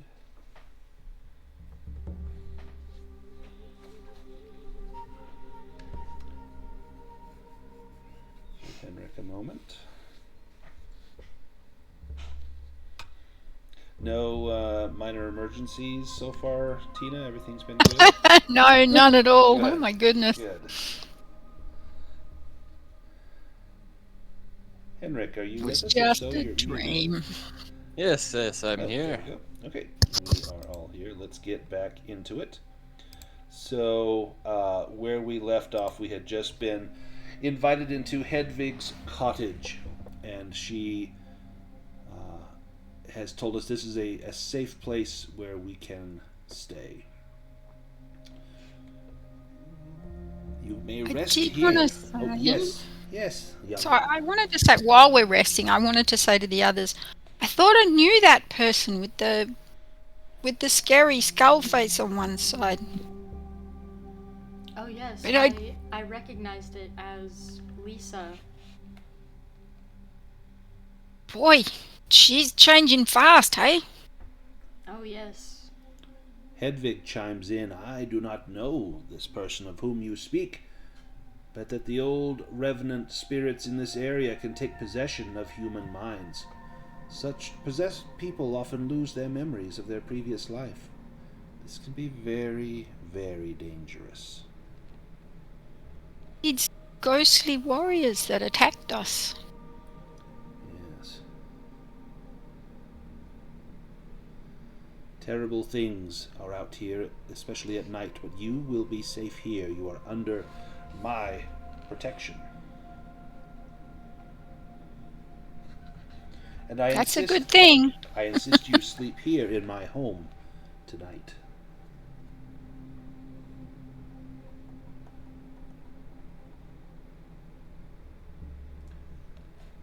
As you have a meal of simple stew, it's vegetarian. There's no meat in this stew, just veggies.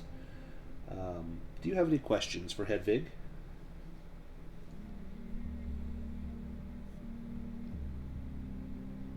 What can you tell us about the prince? The prince. Well,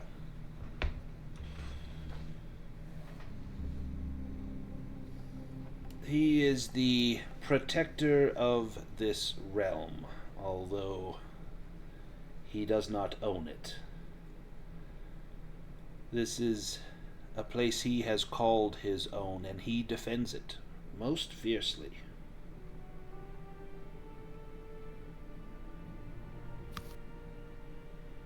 Why do you seek the prince?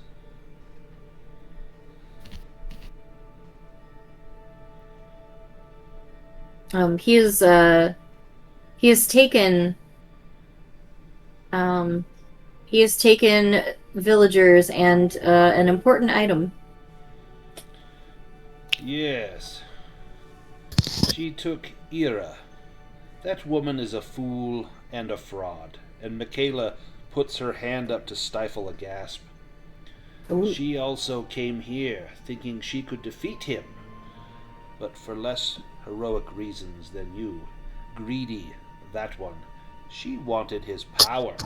A fool's errand. I would assume he killed her and her followers. I look nervously at Michaela. Michaela says, no, she's kind.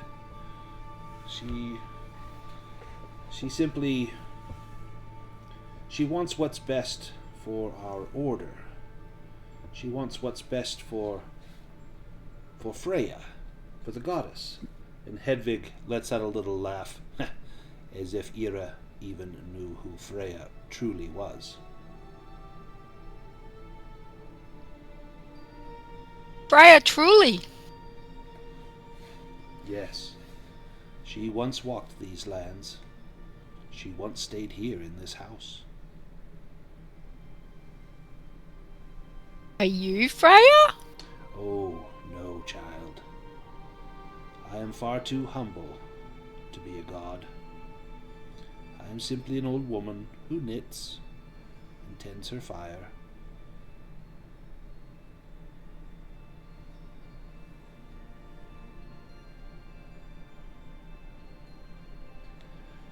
Come now, the hour is growing late. The heat of the fire is warm indeed. Look at your companions. And she looks down at Blix and Crust, and they're already curled up asleep next to one another. Hmm? Blix and Crust have the right idea. The rest of you should doze off as well. I promise when you awaken, you will feel better than you have in days.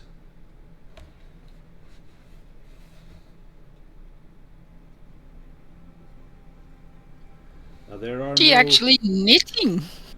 It looks like she's knitting some sort of scarf, and she wears a bunch of little hand-knitted items. She's got little pouches on her waist that she's knitted, and this looks to be some sort of scarf using green and brown dyed wool. She looks at Montgomery and says, I'm sorry that I've not accommodations fit for an English lord, but this place will do well if you... Oh, humble no yourself." need to apologize. I'm no stranger to roughing it, yes. Nigel probably rolls his eyes and reaches for his sleeping pills. Yes, that drink you made me the other night. It was quite nice, Nigel. Perhaps another before I retire. Oh, it's perfect.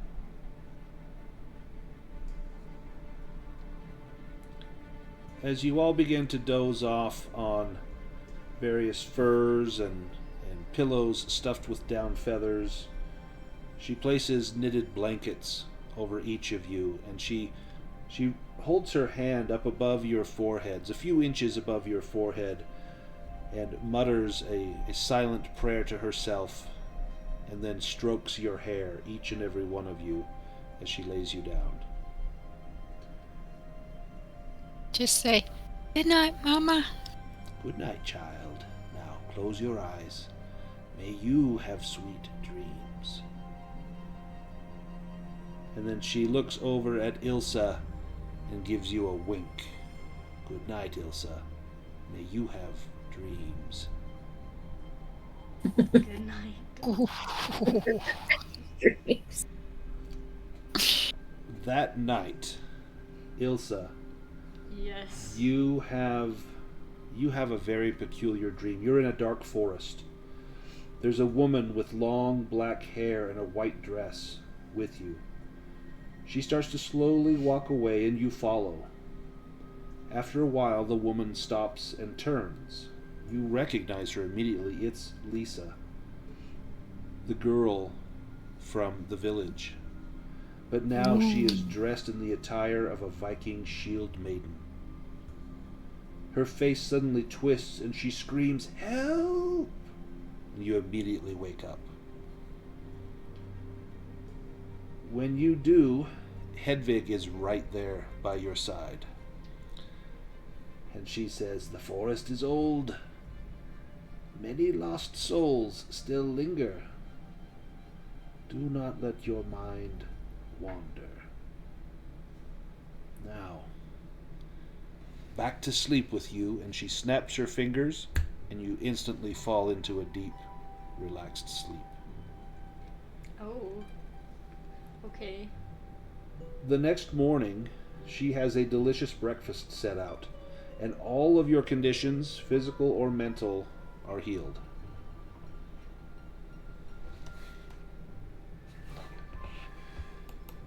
She also has a gift for 3 of you. She says, "For my young friend here, I saw the knife that you had. It was very nice indeed. But I have something different in mind for you. Let me find it.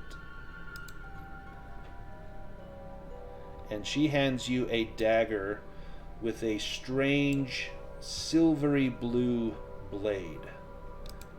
And this dagger is made completely of silver. And she hands one as well to Ilsa.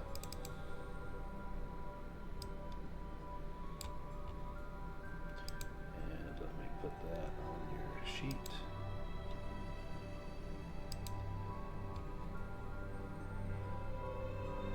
And she hands one to Freya as well. Ooh. Get that equipped on here. And then to Nigel and Montgomery, she hands a silver coin. These gifts are to free those who are enslaved. You will find a good use for them, yes?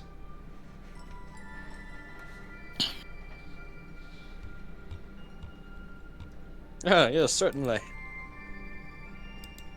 Yes, freely enslaved is that's certainly a good use. Noble cause.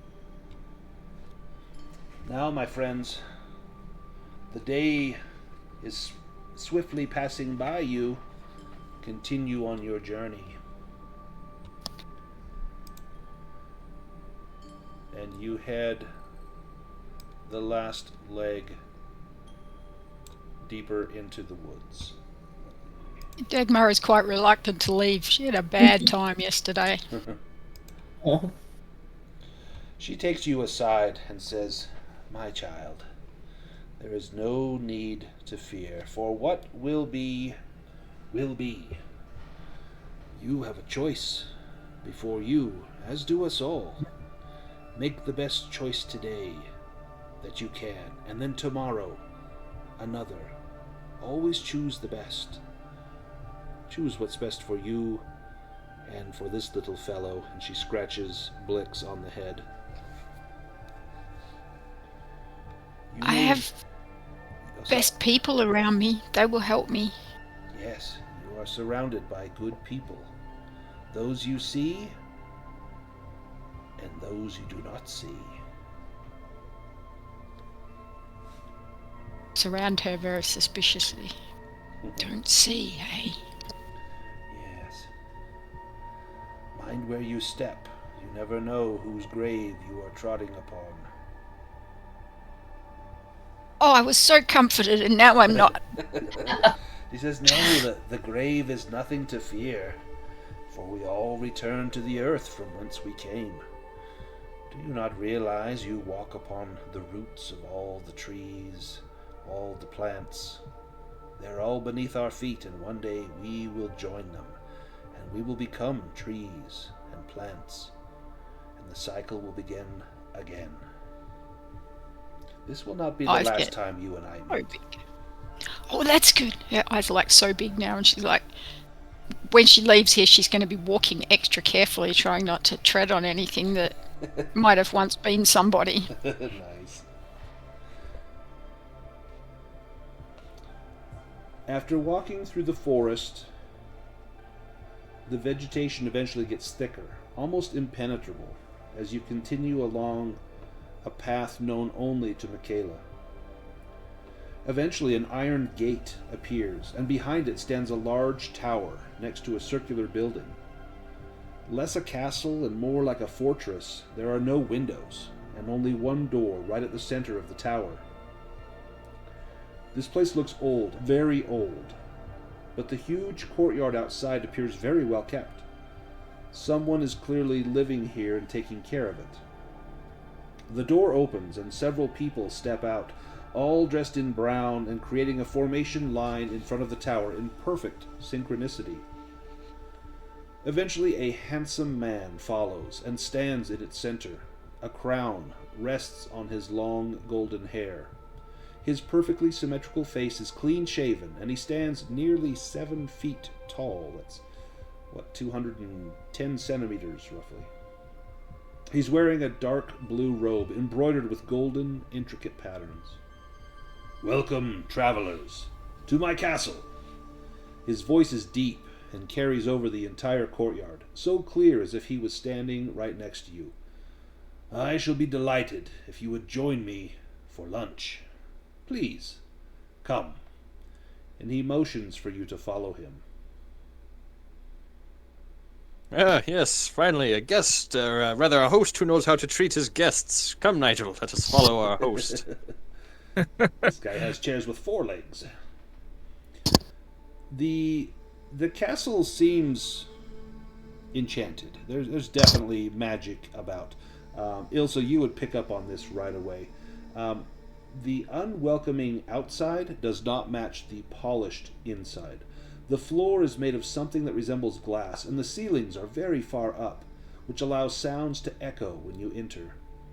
And despite the lack of windows, it is incredibly bright inside, with a strange light emitting from thousands of wall crystals and impressive chandeliers. Everything in here looks incredibly expensive and unlike anything that you have seen before. The rounded corridor leads you into a larger room, and in the middle of the room is a gigantic pile of gold and treasures.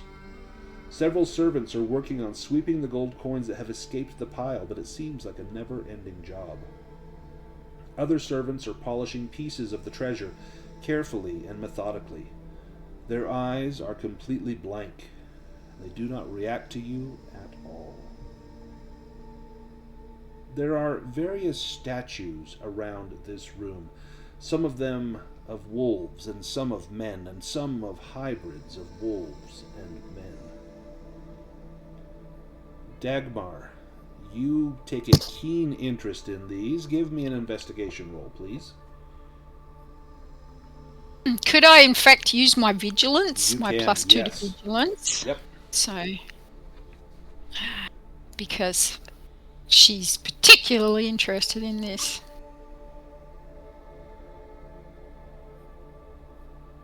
Do you push it? Yes, I push it. There we go. You see that one of the statues that looks human in shape is wearing a golden necklace with a green gemstone. This must be Ira's necklace, the Brisingamen. I pointed out to the others. And also particularly to Michaela and say, is that Ira? She looks Ira. and says, well, yes. That looks like her. No, that can't be. That can't be her. I know it. Well, that's a statue. But that's her necklace. I think I've seen enough to know that might still be her. You see Michaela look around the room and she gasps. There! And she points at one of the servants sweeping up coins. It's Ira. That's her there. And she rushes Does she have the over. necklace on there? She does not have a necklace. And Michaela rushes over to her, and Ira simply ignores her. As Michaela shakes her, trying to turn her to look at her, you see Ira just swaying like she's on the deck of a ship or being buffeted by a breeze, but she's unresponsive. Ira has short white hair that was likely once a deep red in color. Her eyes, which are now dull, were once large and green.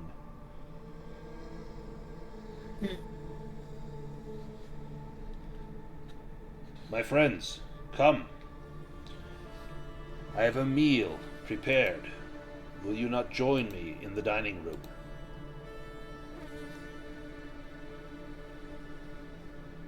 And a spacious dining room has been set out with chairs for each of you.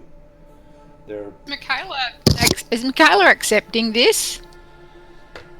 No, she sits next to Ira's feet and just weeps. She's not going into the meal. She's going to stay with Ira. Well, yes, good sir. Of course I would not turn you down. You know I happen to be a lord myself. Yes. Well, a prince outranks a lord, doesn't it? Oh, of course, of course. Of course I am British, you know. You could sit at my right hand if you like. And he points Oh, to that a would be place most, at the table. yes, most generous of you, good sir. Yes. Does Nigel sit with you? As long as, I mean, he would just assume that that's allowed, and then, you know, if he gets rebuffed, that happens. But yeah, he'd try it. What about Ilsa? I would follow them and take a seat. And Freya? Yeah, she'll sit down too. And Dagmar? We'll stay with Michaela. Okay. I'll crouch down beside her and put my arm over her.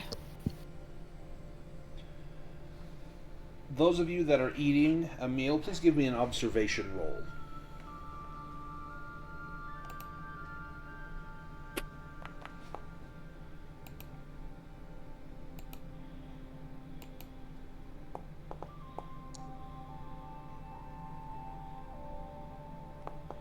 Oh wow, Ilsa rocking the observation check here. So all of you pass.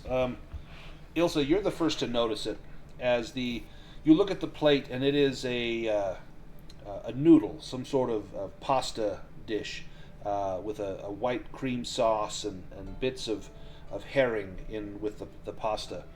And as you begin to twirl the noodles on your fork, you look down and the noodles begin to darken and become segmented like worms, squirming around the fork. And you drop the fork looking at it. And Freya, you pick up a roll of bread, and as you break it open, the insides are foul and rotted, and there's these sticky strands of some viscous mucus inside that bread, and you drop the roll.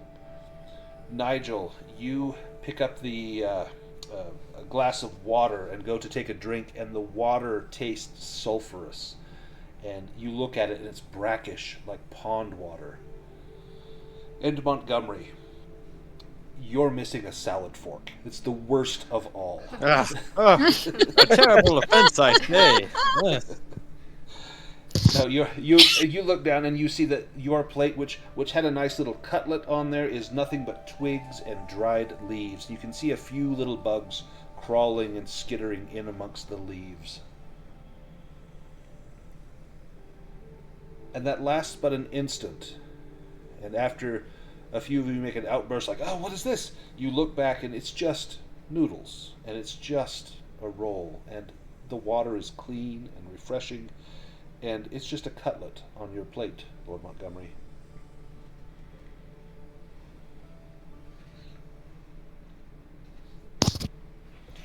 The prince looks at each of you. Is something wrong?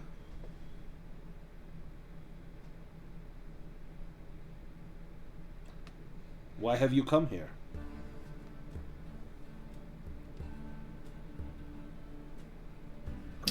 We heard stories about you, and we're curious to see if they were true.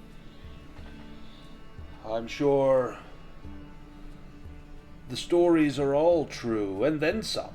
You see, I have been here for a long time. This is my home.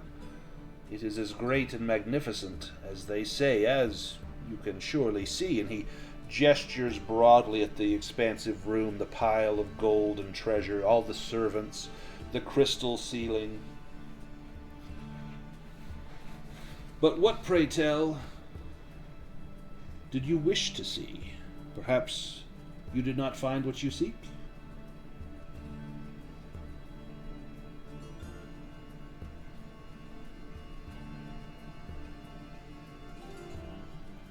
You, Englishman, and he looks at Montgomery.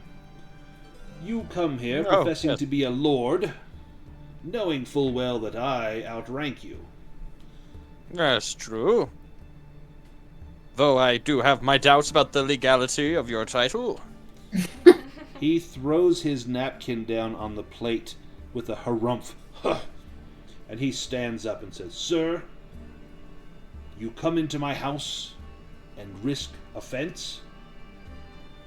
Well, I simply speak my mind, good sir, and Montgomery will return the favor and throw down his napkin as well. He takes a few steps towards you, standing, and he towers over you, but he stands right next to your chair. So for you to get up, you're going to either have to push back against Nigel or push back against him. Excuse me, Nigel, and I will stand up and fix my monocle that I might squint at him as I look up and meet his gaze. Give me a vigilance roll. Or sorry, manipulation roll, not vigilance. I assume you've heard of me, of course, yes? I most certainly have not. Lord Fancy Pants, I presume? Freya will laugh at that. My pants are my own, you leave them be. You, sir, I say, have a duel on your hands. Yes, I challenge you. Oh boy. Do you have a glove?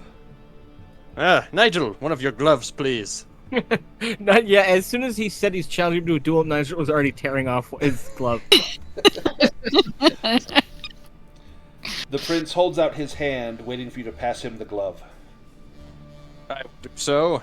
He slaps you across the face with it. You have impugned my honor. I demand satisfaction. And then he hands you back the glove, expecting you to do the same. I will, in turn, do the same, yes. Very well. Would you have us do this inside for the guests or outside? Outside, and I say that we do it by the revolver, sir, a pistol, yes. Pistol, indeed. You should know that I was a marksman in my youth. I could shoot the eye of a flying pheasant from 100 paces. You should know that, given my advanced age, that I will have my servant, Nigel, standing in for me. He is a very good shot. Oh my god. A champion. Well, oh goodness, I never thought I'd have such an opportunity. So be it. And he walks back over to one of his servants who already has a pistol in hand for him and hands it to him. Nigel, you say? Yes, that is the name. Nigel Pritchard. Nigel Pritchard. I will remember that for your tombstone. Is this to the death or to the pain? Until one of us cries for quarter or until one of us ceases to breathe? No, to the death, Lord. sir. Oh god. Nigel, here you are, my officer's revolver. It will serve you well. Oh, I'd be honored. Okay. He goes and steps into a clear area and turns his back. I assume back to back and 10 paces as gentlemen. That is the standard of the day, yes. Before they start, I actually want to use a talent to bless Nigel. Okay. Tell us, what do you do and how do you do it? So this is your new talent. I think we took this last time, right? Yes. But we changed it. Normally this is a priest talent, but we changed it from a blessed to a favored by the spirits. Yes. So I can bless a character, and they get a +2 to a test of their choice, and it expires when they use it. Nice. So cool. how do you do this? I think before Nigel goes outside, I'll pull him aside, and maybe I'll give him. I have a powdered stag's horn that I'll give to him, and maybe take the powder and just throw it over him and mutter like an incantation or something, and it blesses him. Nice. Nigel, Fre- sorry, go ahead. I was gonna say, Freya's gonna use this distraction to like sneak around the castle, Ooh. but we can get to her after the duel. Okay. Dagmar, what about you? You've been not at the table, but you see the prince and Nigel striding out with purpose outside. None of the servants really pay it any attention. Lord Montgomery, you see his face kind of red as though he's angry. You see him waddling after the two of them. Do you stay with Ira and Michaela, or do you go with them? No, I stay for a minute. I was eyeing off Ira and looking at my silver dagger and thinking about how Hedvig gave the coins to the others, and I thought about trying to bring Ira out of this, but I also don't trust her because of what Hedwig said. So can I use my talent of well-travelled and look around at the other servants and see if there's one that I know? Yes. Perhaps someone who was lower in the world and perhaps was taken at another time or something. Perhaps a street kid or... Yeah, so there was a street kid that you knew from a few years ago that just stopped showing up to the soup kitchen or wherever it was that you would occasionally get food. And you thought that they had either gone somewhere else, or rumor had it that they had been taken by someone to basically forced in servitude. But here they are, and it seems like they must have been brought here for a purpose. And so, if I do a manipulation roll and I succeed, then... If I don't succeed, then maybe they are angry at me or they are in great need. But I do think they are in great need, so... Yeah. And Okay. you see them, and you can tell by looking at them, just the look on their face, there's something wrong. You can tell that they are under some sort of enchantment. This is Ingeborg, who was my friend on the street until she disappeared. And I am going to take the silver dagger, and I'm ever so delicately... First I'm going to touch her with it and see if that does anything. The touch is all it takes. Oh. So when you touch Ingeborg with the dagger, the let's see, where is it? It says the enchantment is broken by pressing a piece of silver to their skin and then pleading with them, which is a manipulation roll, and you need 2 successes, and you got 2 successes. So you got everything, or by inflicting a sharp pain, that will break them out of the enchantment. And you see them blink a few times, and they look at you. Dagmar? Oh, Dagmar, you have to get out of here. I know, but I've got some good friends with me. Can you tell me anything that would help us? And then I'm sure you should run away. The prince. He's a werewolf. Oh. He seeks those who will give themselves to him, to become like him. This has not happened to me. I was not deemed good enough. I get that. But thank you. yes. He can Run to Hedwig. He can only be killed by silver. Can only be killed by silver. Okay, don't run around in the forest at night. Go to Hedwig if it gets too dark, but otherwise run. I will, yes. And then I go out, because I know that I need to be outside. Perfect. Do you still have your knife drawn? No, I would put it back. Because I know that he would see that and see that as a threat. That would not go down well. Let's go out to the duel. So the prince and Nigel, you are back to back. Nigel, any last preparations, anything you say as you stand in for Lord Montgomery? And Lord Montgomery, what do you say to Nigel, as this may be the last chance you have to speak with him? Oh, yes, well, I will do my best to inspire Nigel. Nigel, I've only done this once before, but, usually they miss. Usually it's over, and my honor will be regained, but my advice to you is to let him shoot first, because he'll likely miss, and then you'll have time to steady your aim. It's great advice, except that he can shoot the eye out of a pheasant. Likely. He's just talking himself up. I wouldn't believe it.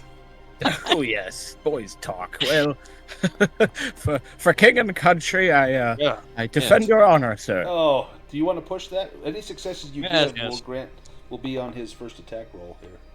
Okay, so you can have one success on your attack roll from Lord Montgomery's inspiring speech and his strong tactics. In fact, are you using your cavalry tactics here? That's kind of a military Yes, perhaps tactic. my manipulation roll to start the duel. Perhaps I got an extra success, and I can use that to point out. You want to aim for the heart. That's the best spot. Nigel's like, oh, good to know. And I will let you use the manipulation and your inspiration. Perfect. So you'll get a +2. You get an extra +1. So you'll have +3 on your first shot, Nigel. And I'm blessed, I believe. Cursed, maybe. Yeah. So and that's another. Is that another +2? So a +5. Yeah. So you'll get a +5 on your attack.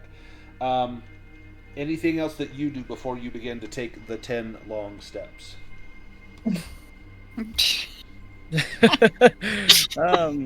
Well, Nigel, yeah, I mean, I think he's about ready. I did not see this going this way when I was getting this ready today. Let's go to our landing page. I'm going to put Nigel. I'm going to put you. Oh, wrong button.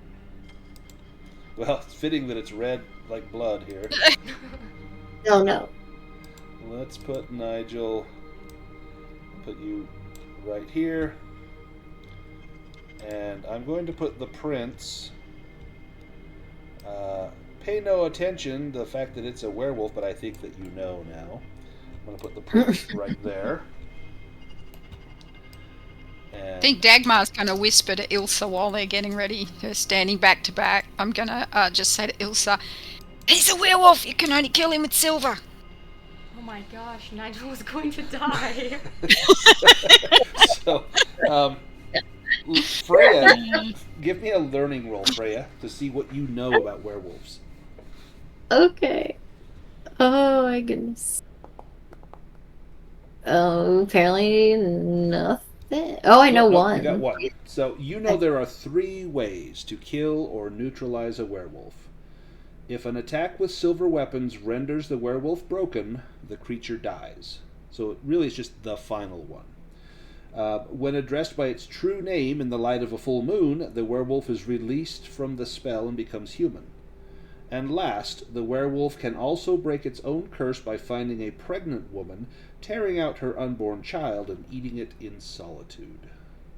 What? And then return to being a normal citizen. Right? Like nothing happened. That knowledge. Goodness. So I would say probably let's do the first one. That might be a little easier. Nigel, do you want to draw an initiative card? Certainly, yes. For king and country. Oh dear.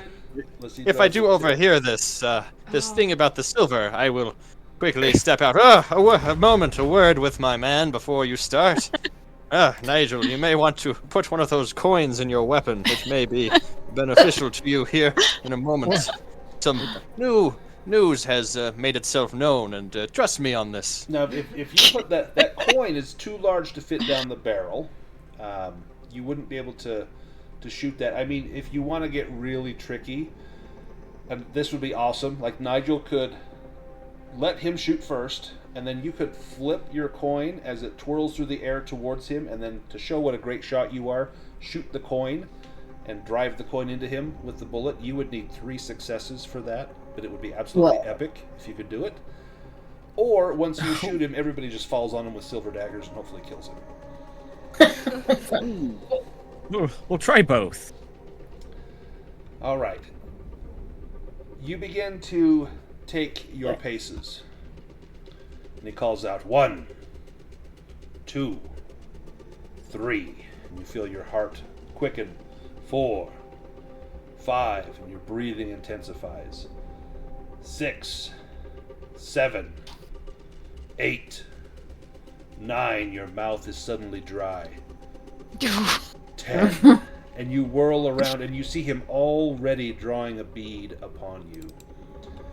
and there is a puff of smoke. Actually, let me make a roll here. This is going to say, wow, there's a typo here in the module. It's going to say bite, but it's going to be his gunfire here. So let's do the attack.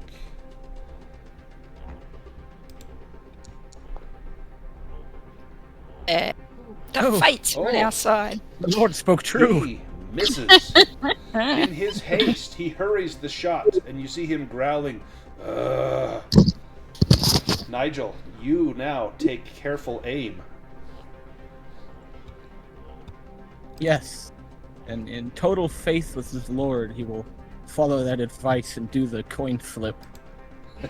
Give me a sleight of hand roll to make sure you can reach him. Any bonuses you get on this, you can add to your gunshot as well. Sleight of hand is not necessarily a skill. Sorry, not sleight of hands. I was thinking Agility? Agility. That's the one. Yeah.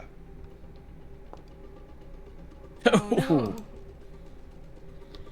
So no bonuses. You flip it, and you're gonna have to time it just right. And you're following the arc as it's coming down, and his eyes look up at that coin, and then he looks at you with vengeance and hatred in his eyes as you see him quickly cycling a second round. Take your shot. Nigel. Oh boy. Oh, 2. Oh, You close. needed 3. Do you push it? I will. He's got 11 dice. Oh, my What? goodness. Yeah. Alright, let's all get our daggers ready. You don't hit Yeah, the we coin, get our daggers ready. but you do hit him, and your gun does 2 points of damage. So then he takes an additional, so that's 3 points of damage, and he's standing his ground. He's not trying to evade. This is a duel. You know, a gentleman would not duck aside, and so he takes those 3 wounds, and he goes through his damage track. He goes from bloodthirsty to irritated to now on guard, and he's got Boy. wow 5 more until he's broken. 5 more? That's a lot. Ooh. We go to the next round, and Nigel, your speed wins the day. You can shoot first. Oh, it's that officer's revolver. It's marvelous. Well, not going to be quite as many die this go around. And if but, neither of you are dead after the 6 shots, then they will draw swords. If anyone wants to step in, just let me know. Okay, alright.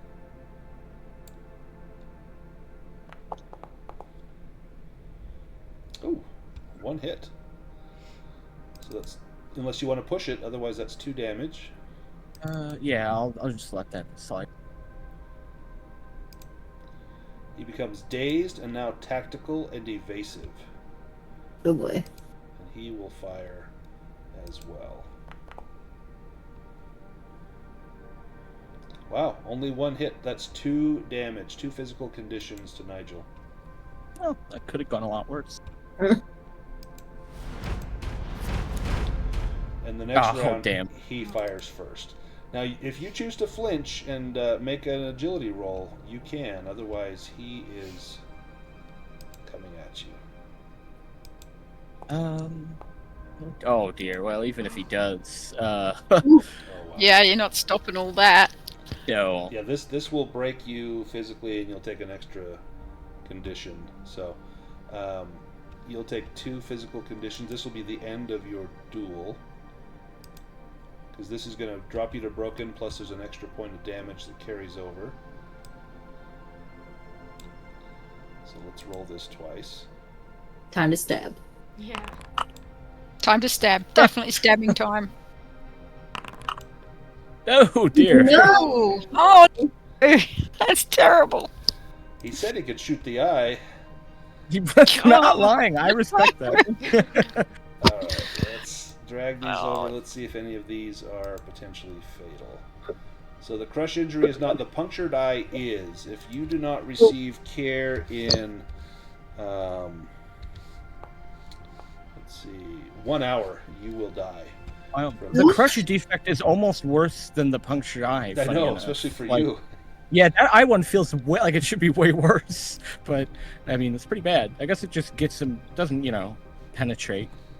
So you take a round to the eye and fall down to the ground, clutching your eye. The crushing injury is probably, it didn't hit you right in the eye, probably hit you like in the orbital bone, maybe just above your eye, and you're going to have a disfiguring injury, but it shattered that bone and drove fragments into your eye, and so you've got that crushing injury as well as your eye damage. Now, is it your right eye or your left eye? I mean, I don't know what hand the werewolf is holding a gun with, but probably I would just say his right eye or left eye. Sorry. I feel like if I was trying to shoot a guy, well, I'm assuming the werewolf's right-handed. I guess there you go. Yeah. My left eye has been punctured as it is.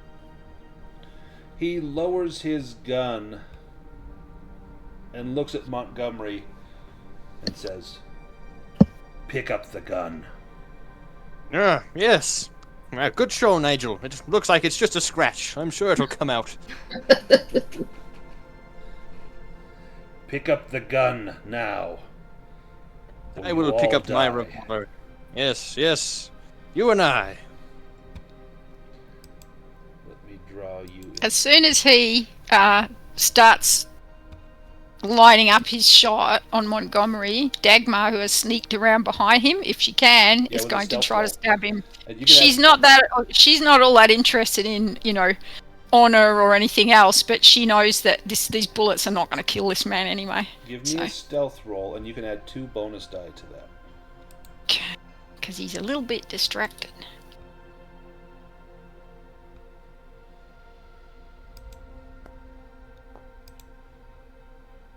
Oh, Did you watch that go right past the... yep. You want to push it? Okay. Yeah, I'll go exhausted. Come on. Yes! There you go. You get behind him. And Yeah. Montgomery, you don't betray her position. You keep your eyes on the prince rather than looking at Dagmar as she is sneaking up. And you've got this pistol in hand, and you look down at Nigel, and there's blood everywhere. He's probably trying to apologize. I'm sorry, sir. I got blood on your boots. And you know he did his best. Do you say anything to him, or do you stand over him to finish off the prince? I would say no. Don't worry, Nigel. You did well. You fought well. I will finish off this insulter of my honor and reclaim honor for both of us.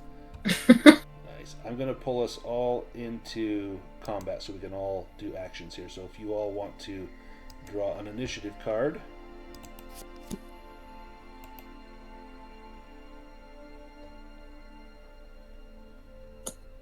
Whoa. Nice. So Freya, you're up first. You're watching this happen. What do you do? I think I'm gonna try to heal Nigel. So you go over to Nigel, and he's badly wounded. That'll be a medicine check. It is not yet time for Freya. Yeah. Nice. Oh.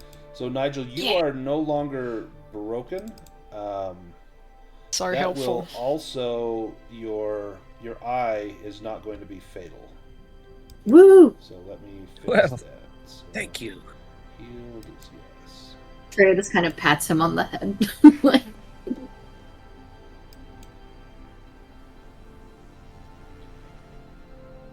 Perfect. And Ilsa, you are up next.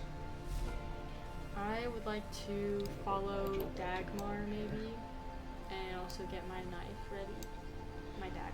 Trying to sneak around during the commotion. Yes. Stealth roll with 2 bonus die.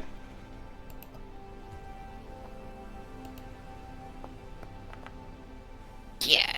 Nice. Got it. You get around behind. You'll be able to, on your next turn, you'll be able to attack, but you are in position to help. Dagmar, you had already, before we got into combat, had specified that you were sneaking around. What do you do? I'm going to jump up and try to stab him in the back with my dagger, with Ooh. the silver dagger. Nice.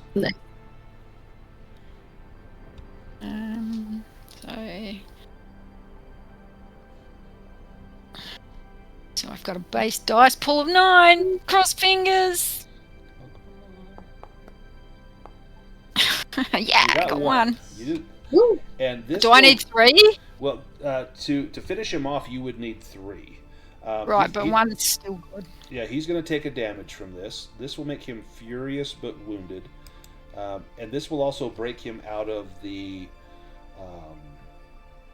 controlled combat of the duel. He begins to go into a frenzy. When you plunge that into his back, you feel this deep rattling growl inside of his back, and he begins to tremble as coarse black hair begins to sprout across his body. His shirt begins to stretch and rip and peel open, and you realize you are standing next to a werewolf. And the stink coming off of him, that musky smell, is almost overpowering. You suspected he was a werewolf, but now you're actually seeing one. You had an issue with your family, yet you have a dark secret. I do have a dark secret. You've now come face to face with this werewolf, and he whirls around and says, "Ah, you wound me, child. All I asked was for one of you to be like me, and I would let the rest go." Very tempted by that, but she also saw that Ingeborg wasn't very happy, so Yes. She would like to be a werewolf. She likes the idea of the power of the werewolves, and that you wouldn't need to be a street kid anymore or beg for anything if you were a werewolf. But she saw the servants in the castle, and he doesn't treat them well. No, So very poorly. They're manipulated, for sure. Lord Montgomery. You've got the pistol. Haven't used this thing properly in a while, but yes, ready a shot.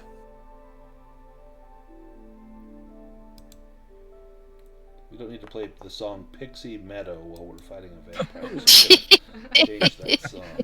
I didn't even Right notice. between the He eyes. has an excellent shot. Nice. Now he is going to make an agility roll to try to get out of this. This will be his fast action. 1. And he blocks one of them, so he takes 2 points of damage, which will put him at blood frenzy since this was not a silvered weapon. Ooh. And now it's his turn. Oh, that's bad timing. Dagmar, you are right there. I am. And he is going to rip at you with his claws. If you will not join me, then you will pay. You will die. And he rakes your body with a cruel upper hand claw. Ooh, you can make either a close combat if you're trying to parry him, or you can make an agility roll to try to dodge out of the way. So I already have my turn, so can I? You still or have your not? fast action. So you have a slow Okay. action, which was your attack, and you have a fast action, which would be to try and dodge out of the way. Okay. I will definitely try to dodge. I will try to drag the silver dagger out of his back and take it with me. 'Cause otherwise, this So is that's 4 an points of agility roll? damage. Yeah. Yeah. Okay, so agility roll. He goes. Nice. You block One one. success. So that will be Okay. 3 physical conditions. And does that break you? No. No, not quite. Yes. Unless no, hang on. Did I take a condition when I pushed that other roll? If I took a mental condition because I was scared or something, then maybe... Yeah, then that wouldn't still count. up. It'd have to be 4 physical or 4 mental. So I think you're good. Okay, I'll just take hopeless. Nigel, you are back on your feet. Yeah, and he's groping around for his own personal revolver, which he still has, and I'm glad I didn't use this earlier. He could ignore his penalties here, so nice. for just a moment, he can use Excellent. the adrenaline and rise above it all. Hopefully.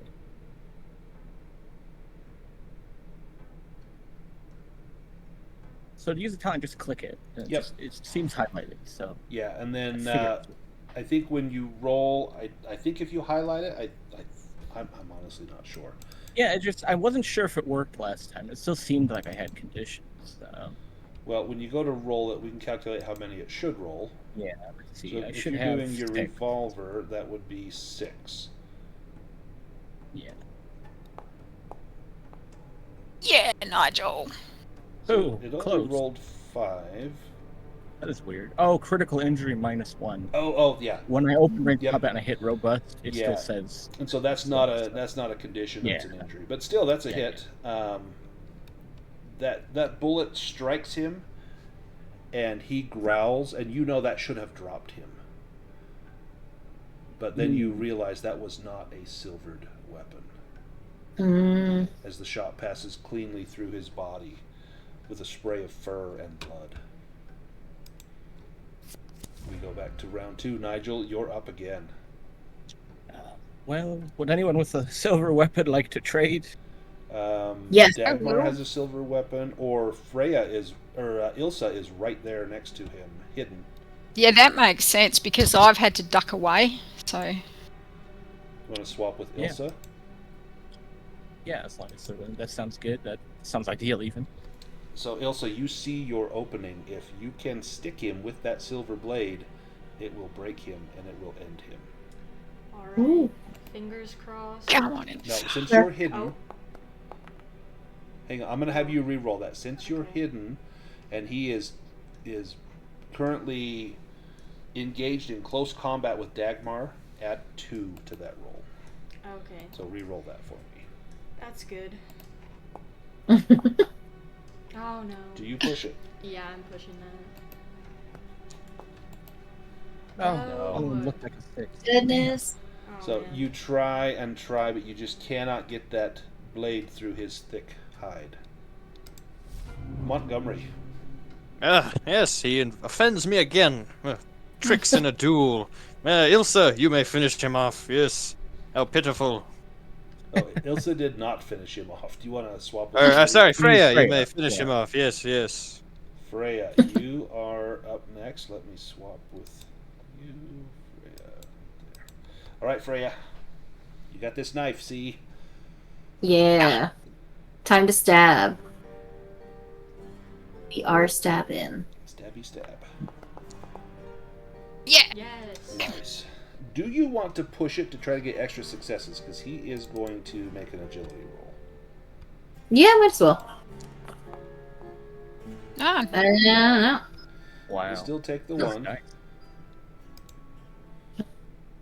It's awesome. And he rolls 12 dice. But the good news is that then he cannot roll. This will be his fast action. He can't dodge again after this.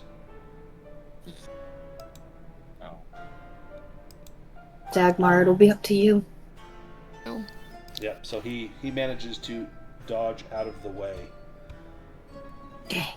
and now it's his turn. All right. So he's got Dagmar, Ilsa, and Freya all up close. I'm gonna roll a 3-sided die. 1 is Dagmar, 2 is Ilsa, 3 is Freya.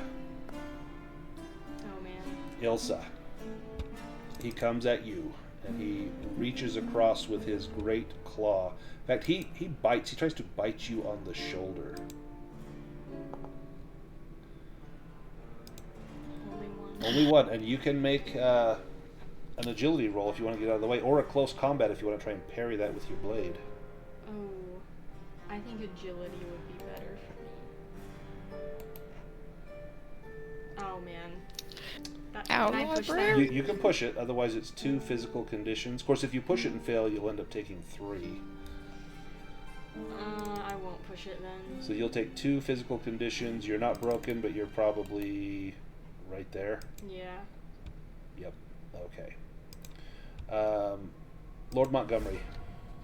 I will dash up and Ilsa, lend me your dagger if I can get it from her. Yeah, I'll give him my dagger if I can. Do you have a fast move left, Ilsa? No, you just used it to try to block that. So she doesn't have a move left. Okay. Freya might.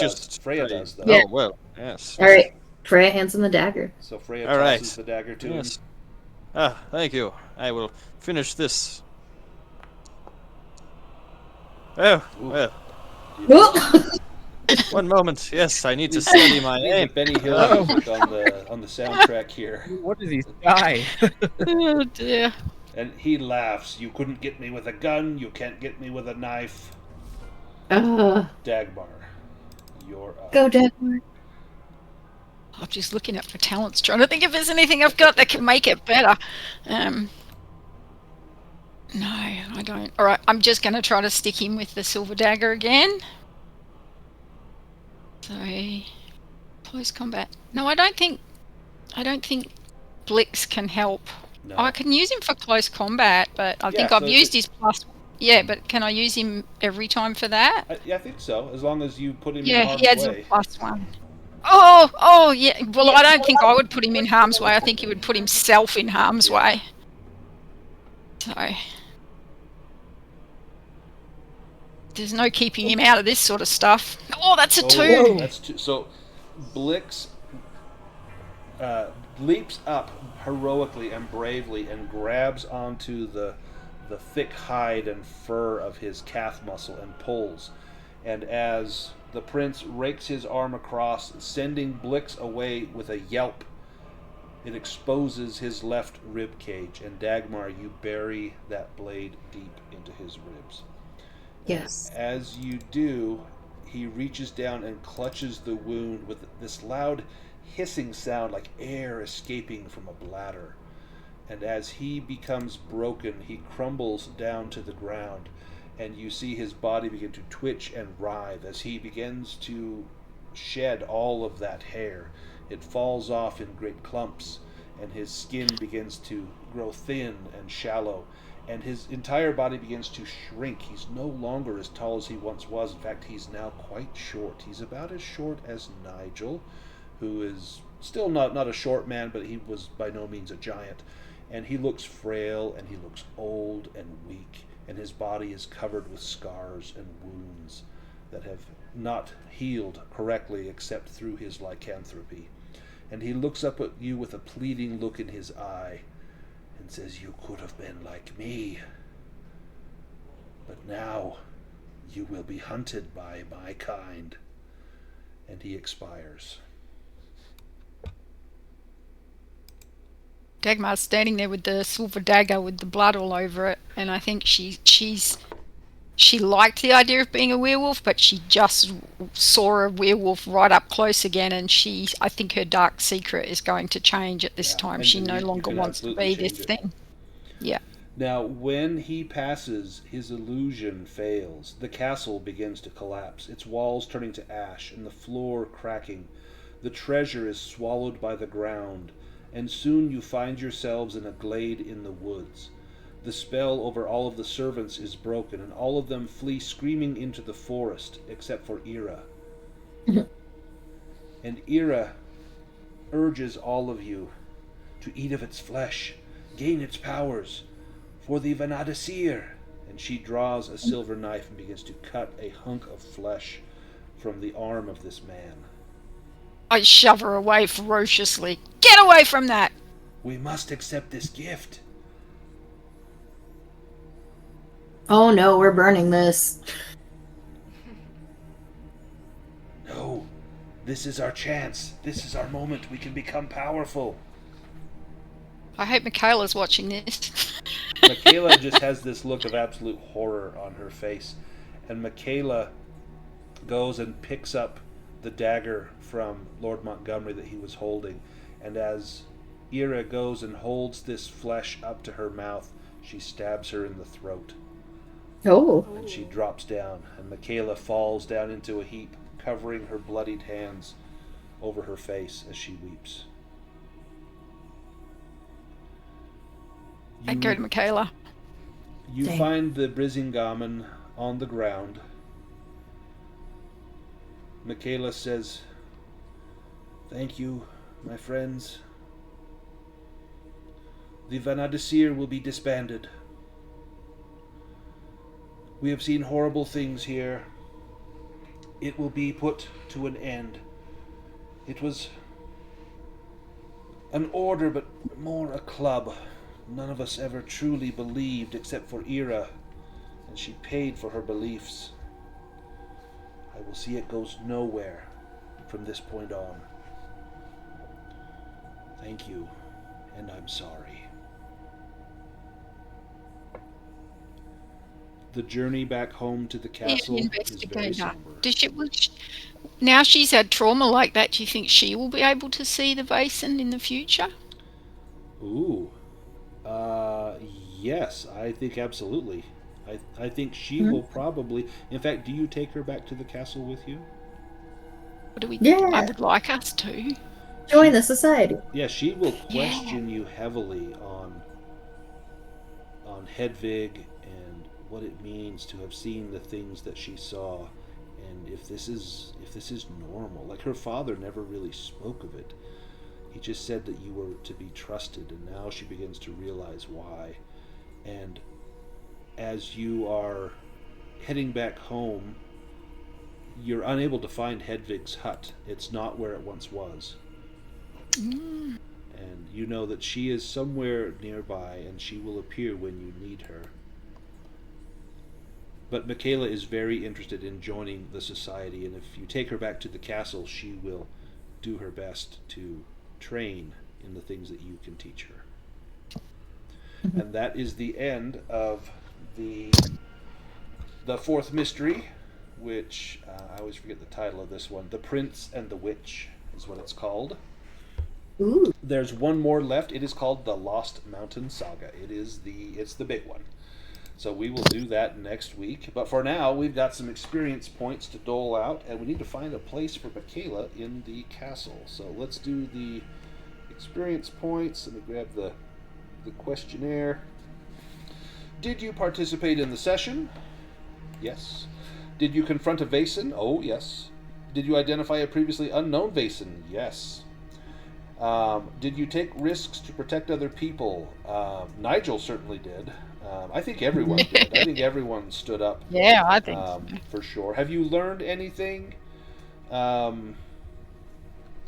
think you learned a little bit about the Vanadisir that Sigrid Magnusson seems to be a member of, and a little bit about Lisa Johansson, that maybe a spirit of that area took over her, and that the revenant that is Lisa Johansson is not the sweet girl that is Lisa Johansson.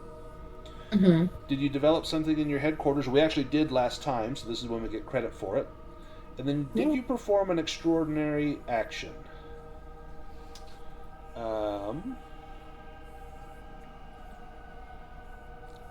I don't know about extraordinary. I'll leave that to each of you to decide if your actions were extraordinary.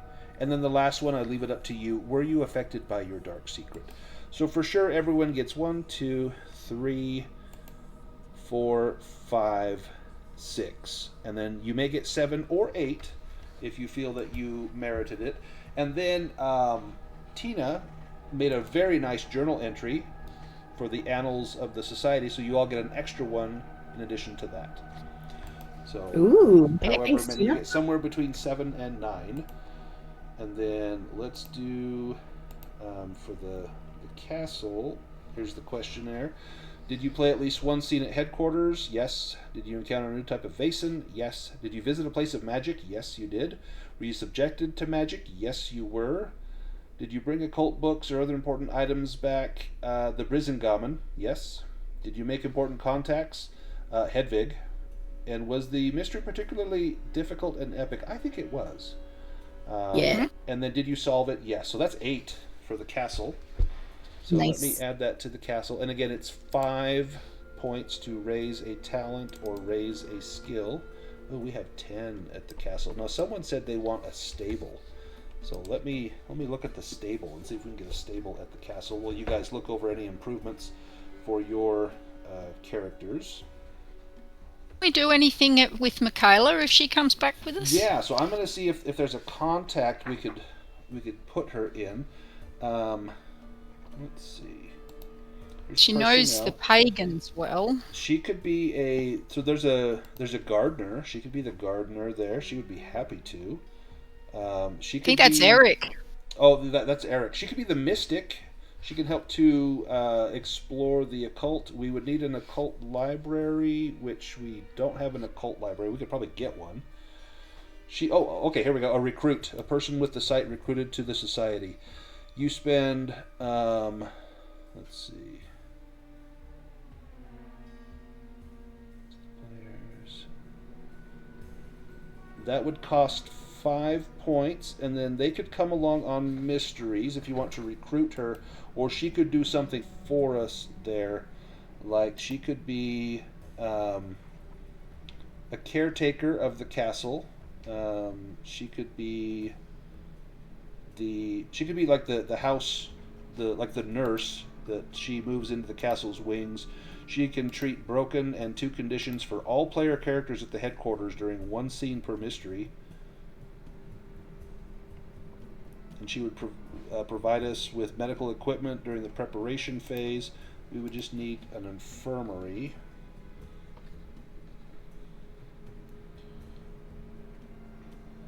Let's see. Infirmary. So it lets you push physical recovery rolls. So that's when you are trying to overcome your physical conditions. So that's actually a pretty good one, since that's how we become crippled and damaged. So we could get an infirmary and make her the she could be the house physician. We have enough for that. Be cool. Does everybody like that idea? Sounds perfect, yeah. Yeah. Because we're just about to do some of those physical recovery rolls. So let me throw that on here and we can get the benefit from it now. So we'll get an infirmary.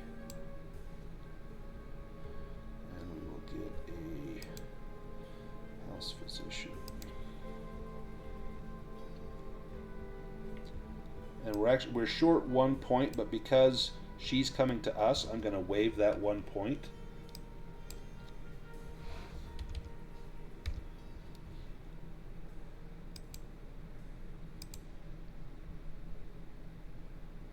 Perfect. So you can push all physical recovery rolls.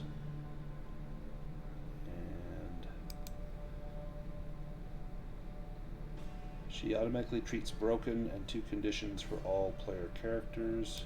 Perfect. Okay. So first thing we need to do is the recovery roll. So I think Dagmar and Nigel, you both were broken. Yeah, I have a Nigel's tremor. You've got a tremor in that eye.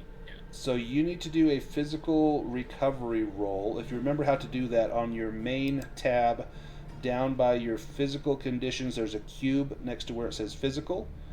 You can click on that, and that will do your recovery roll. You just need 1 success, and you got it. So I roll it twice if I get the 2. Yeah. So yep. Crushing. Yeah. Okay. Right. I don't know. You could just apply that to whichever one you want. So Nigel, you got. Let's see. So you had 2, and you had 2 conditions. You had your. That'll actually heal them both. Oh, perfect. That's good. He didn't even really care about the eye. Vigilance, yeah, useful, but he'll just. But do you still want to Yeah, wear an eye patch? Because that's awesome. Yeah, well, I That's mean, awesome. I know that the effect is pretty light, but I feel like he's not going to be able to see out of the side. Like, he's one-eyed. He definitely has an eye patch, yeah. So so you no longer have that defect. So I'm going to get rid of the crushing injury. This is almost a win, yeah. And I'll get rid He's of got a really cool story. the This is puncture. how he finds his wife one day. That's awesome. Maybe it's Michaela. Maybe as she tends to your eye. Dagmar, you did not pass, but because we now have the infirmary, you can push that roll. Excellent. That was lucky.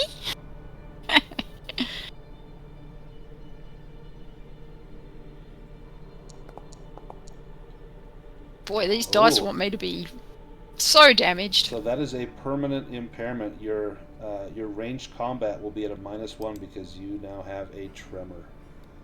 So that Oh my. is now permanent. Mark that. Let's see. And your knee injury, that was also permanent. And your damaged throat. You sound like you have emphysema. Pretty quick, you're going to I have know, one of those little voice boxes about like, Dagmar says hello. Yeah, I need to sound like Marge Simpson. Right? Perfect. So yours are all marked permanent. Let me make sure everyone else's, if they have any here. I just realized there's a permanent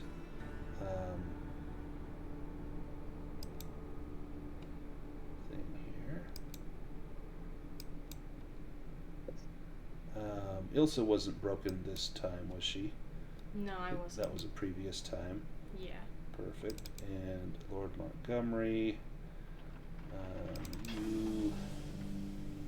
I think yours wasn't permanent. No. And let me check Freya.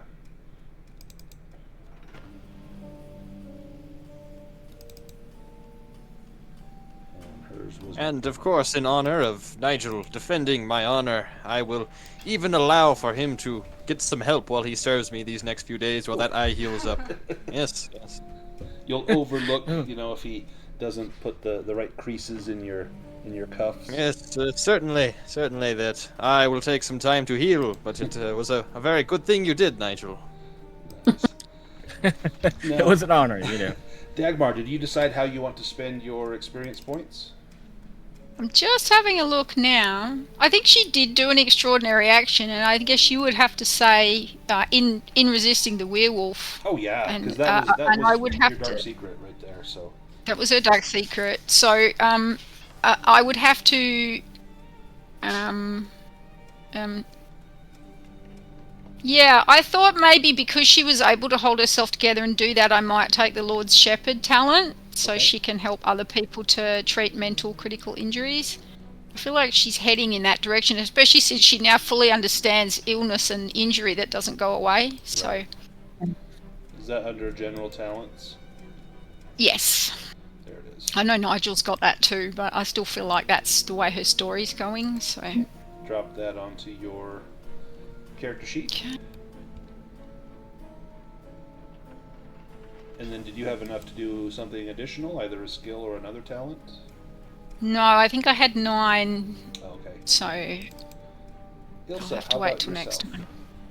I took a point to medicine. Nice. So now your medicine will be, you roll 5 dice instead of 4. And everyone can heal up all their conditions. We will be here at the castle for some time.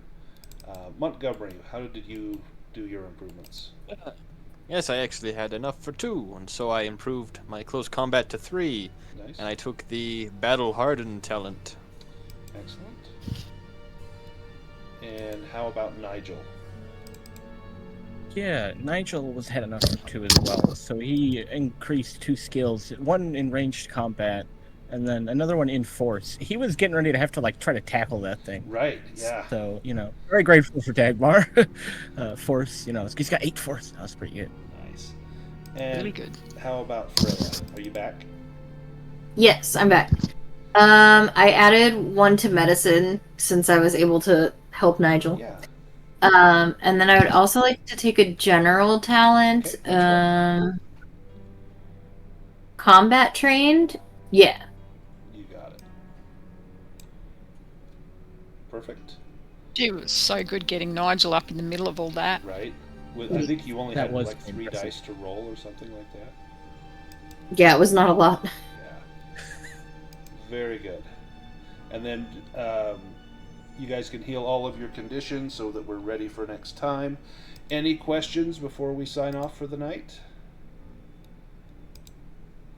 All right, next week will be the last session. I'm hoping we can get it all done in one session. If we have to go a little long, I hope that's okay. If it's not, and if you guys need to be somewhere, let me know. But otherwise, I'll try and squeeze it into our usual time. But it may go just a hair longer. So hopefully we can get it to fit in. But I wanna have a good ending to the campaign, and then if you have time afterwards, let's do like a 15-minute recap of what you liked about the campaign, your highlight moment for you or for your character and things like that, and we'll make a little video on that. So all right, everybody, thank you so much for playing. I've been looking forward to this all week, and I can't wait until next Saturday or Sunday for Tina. So we'll see you guys then.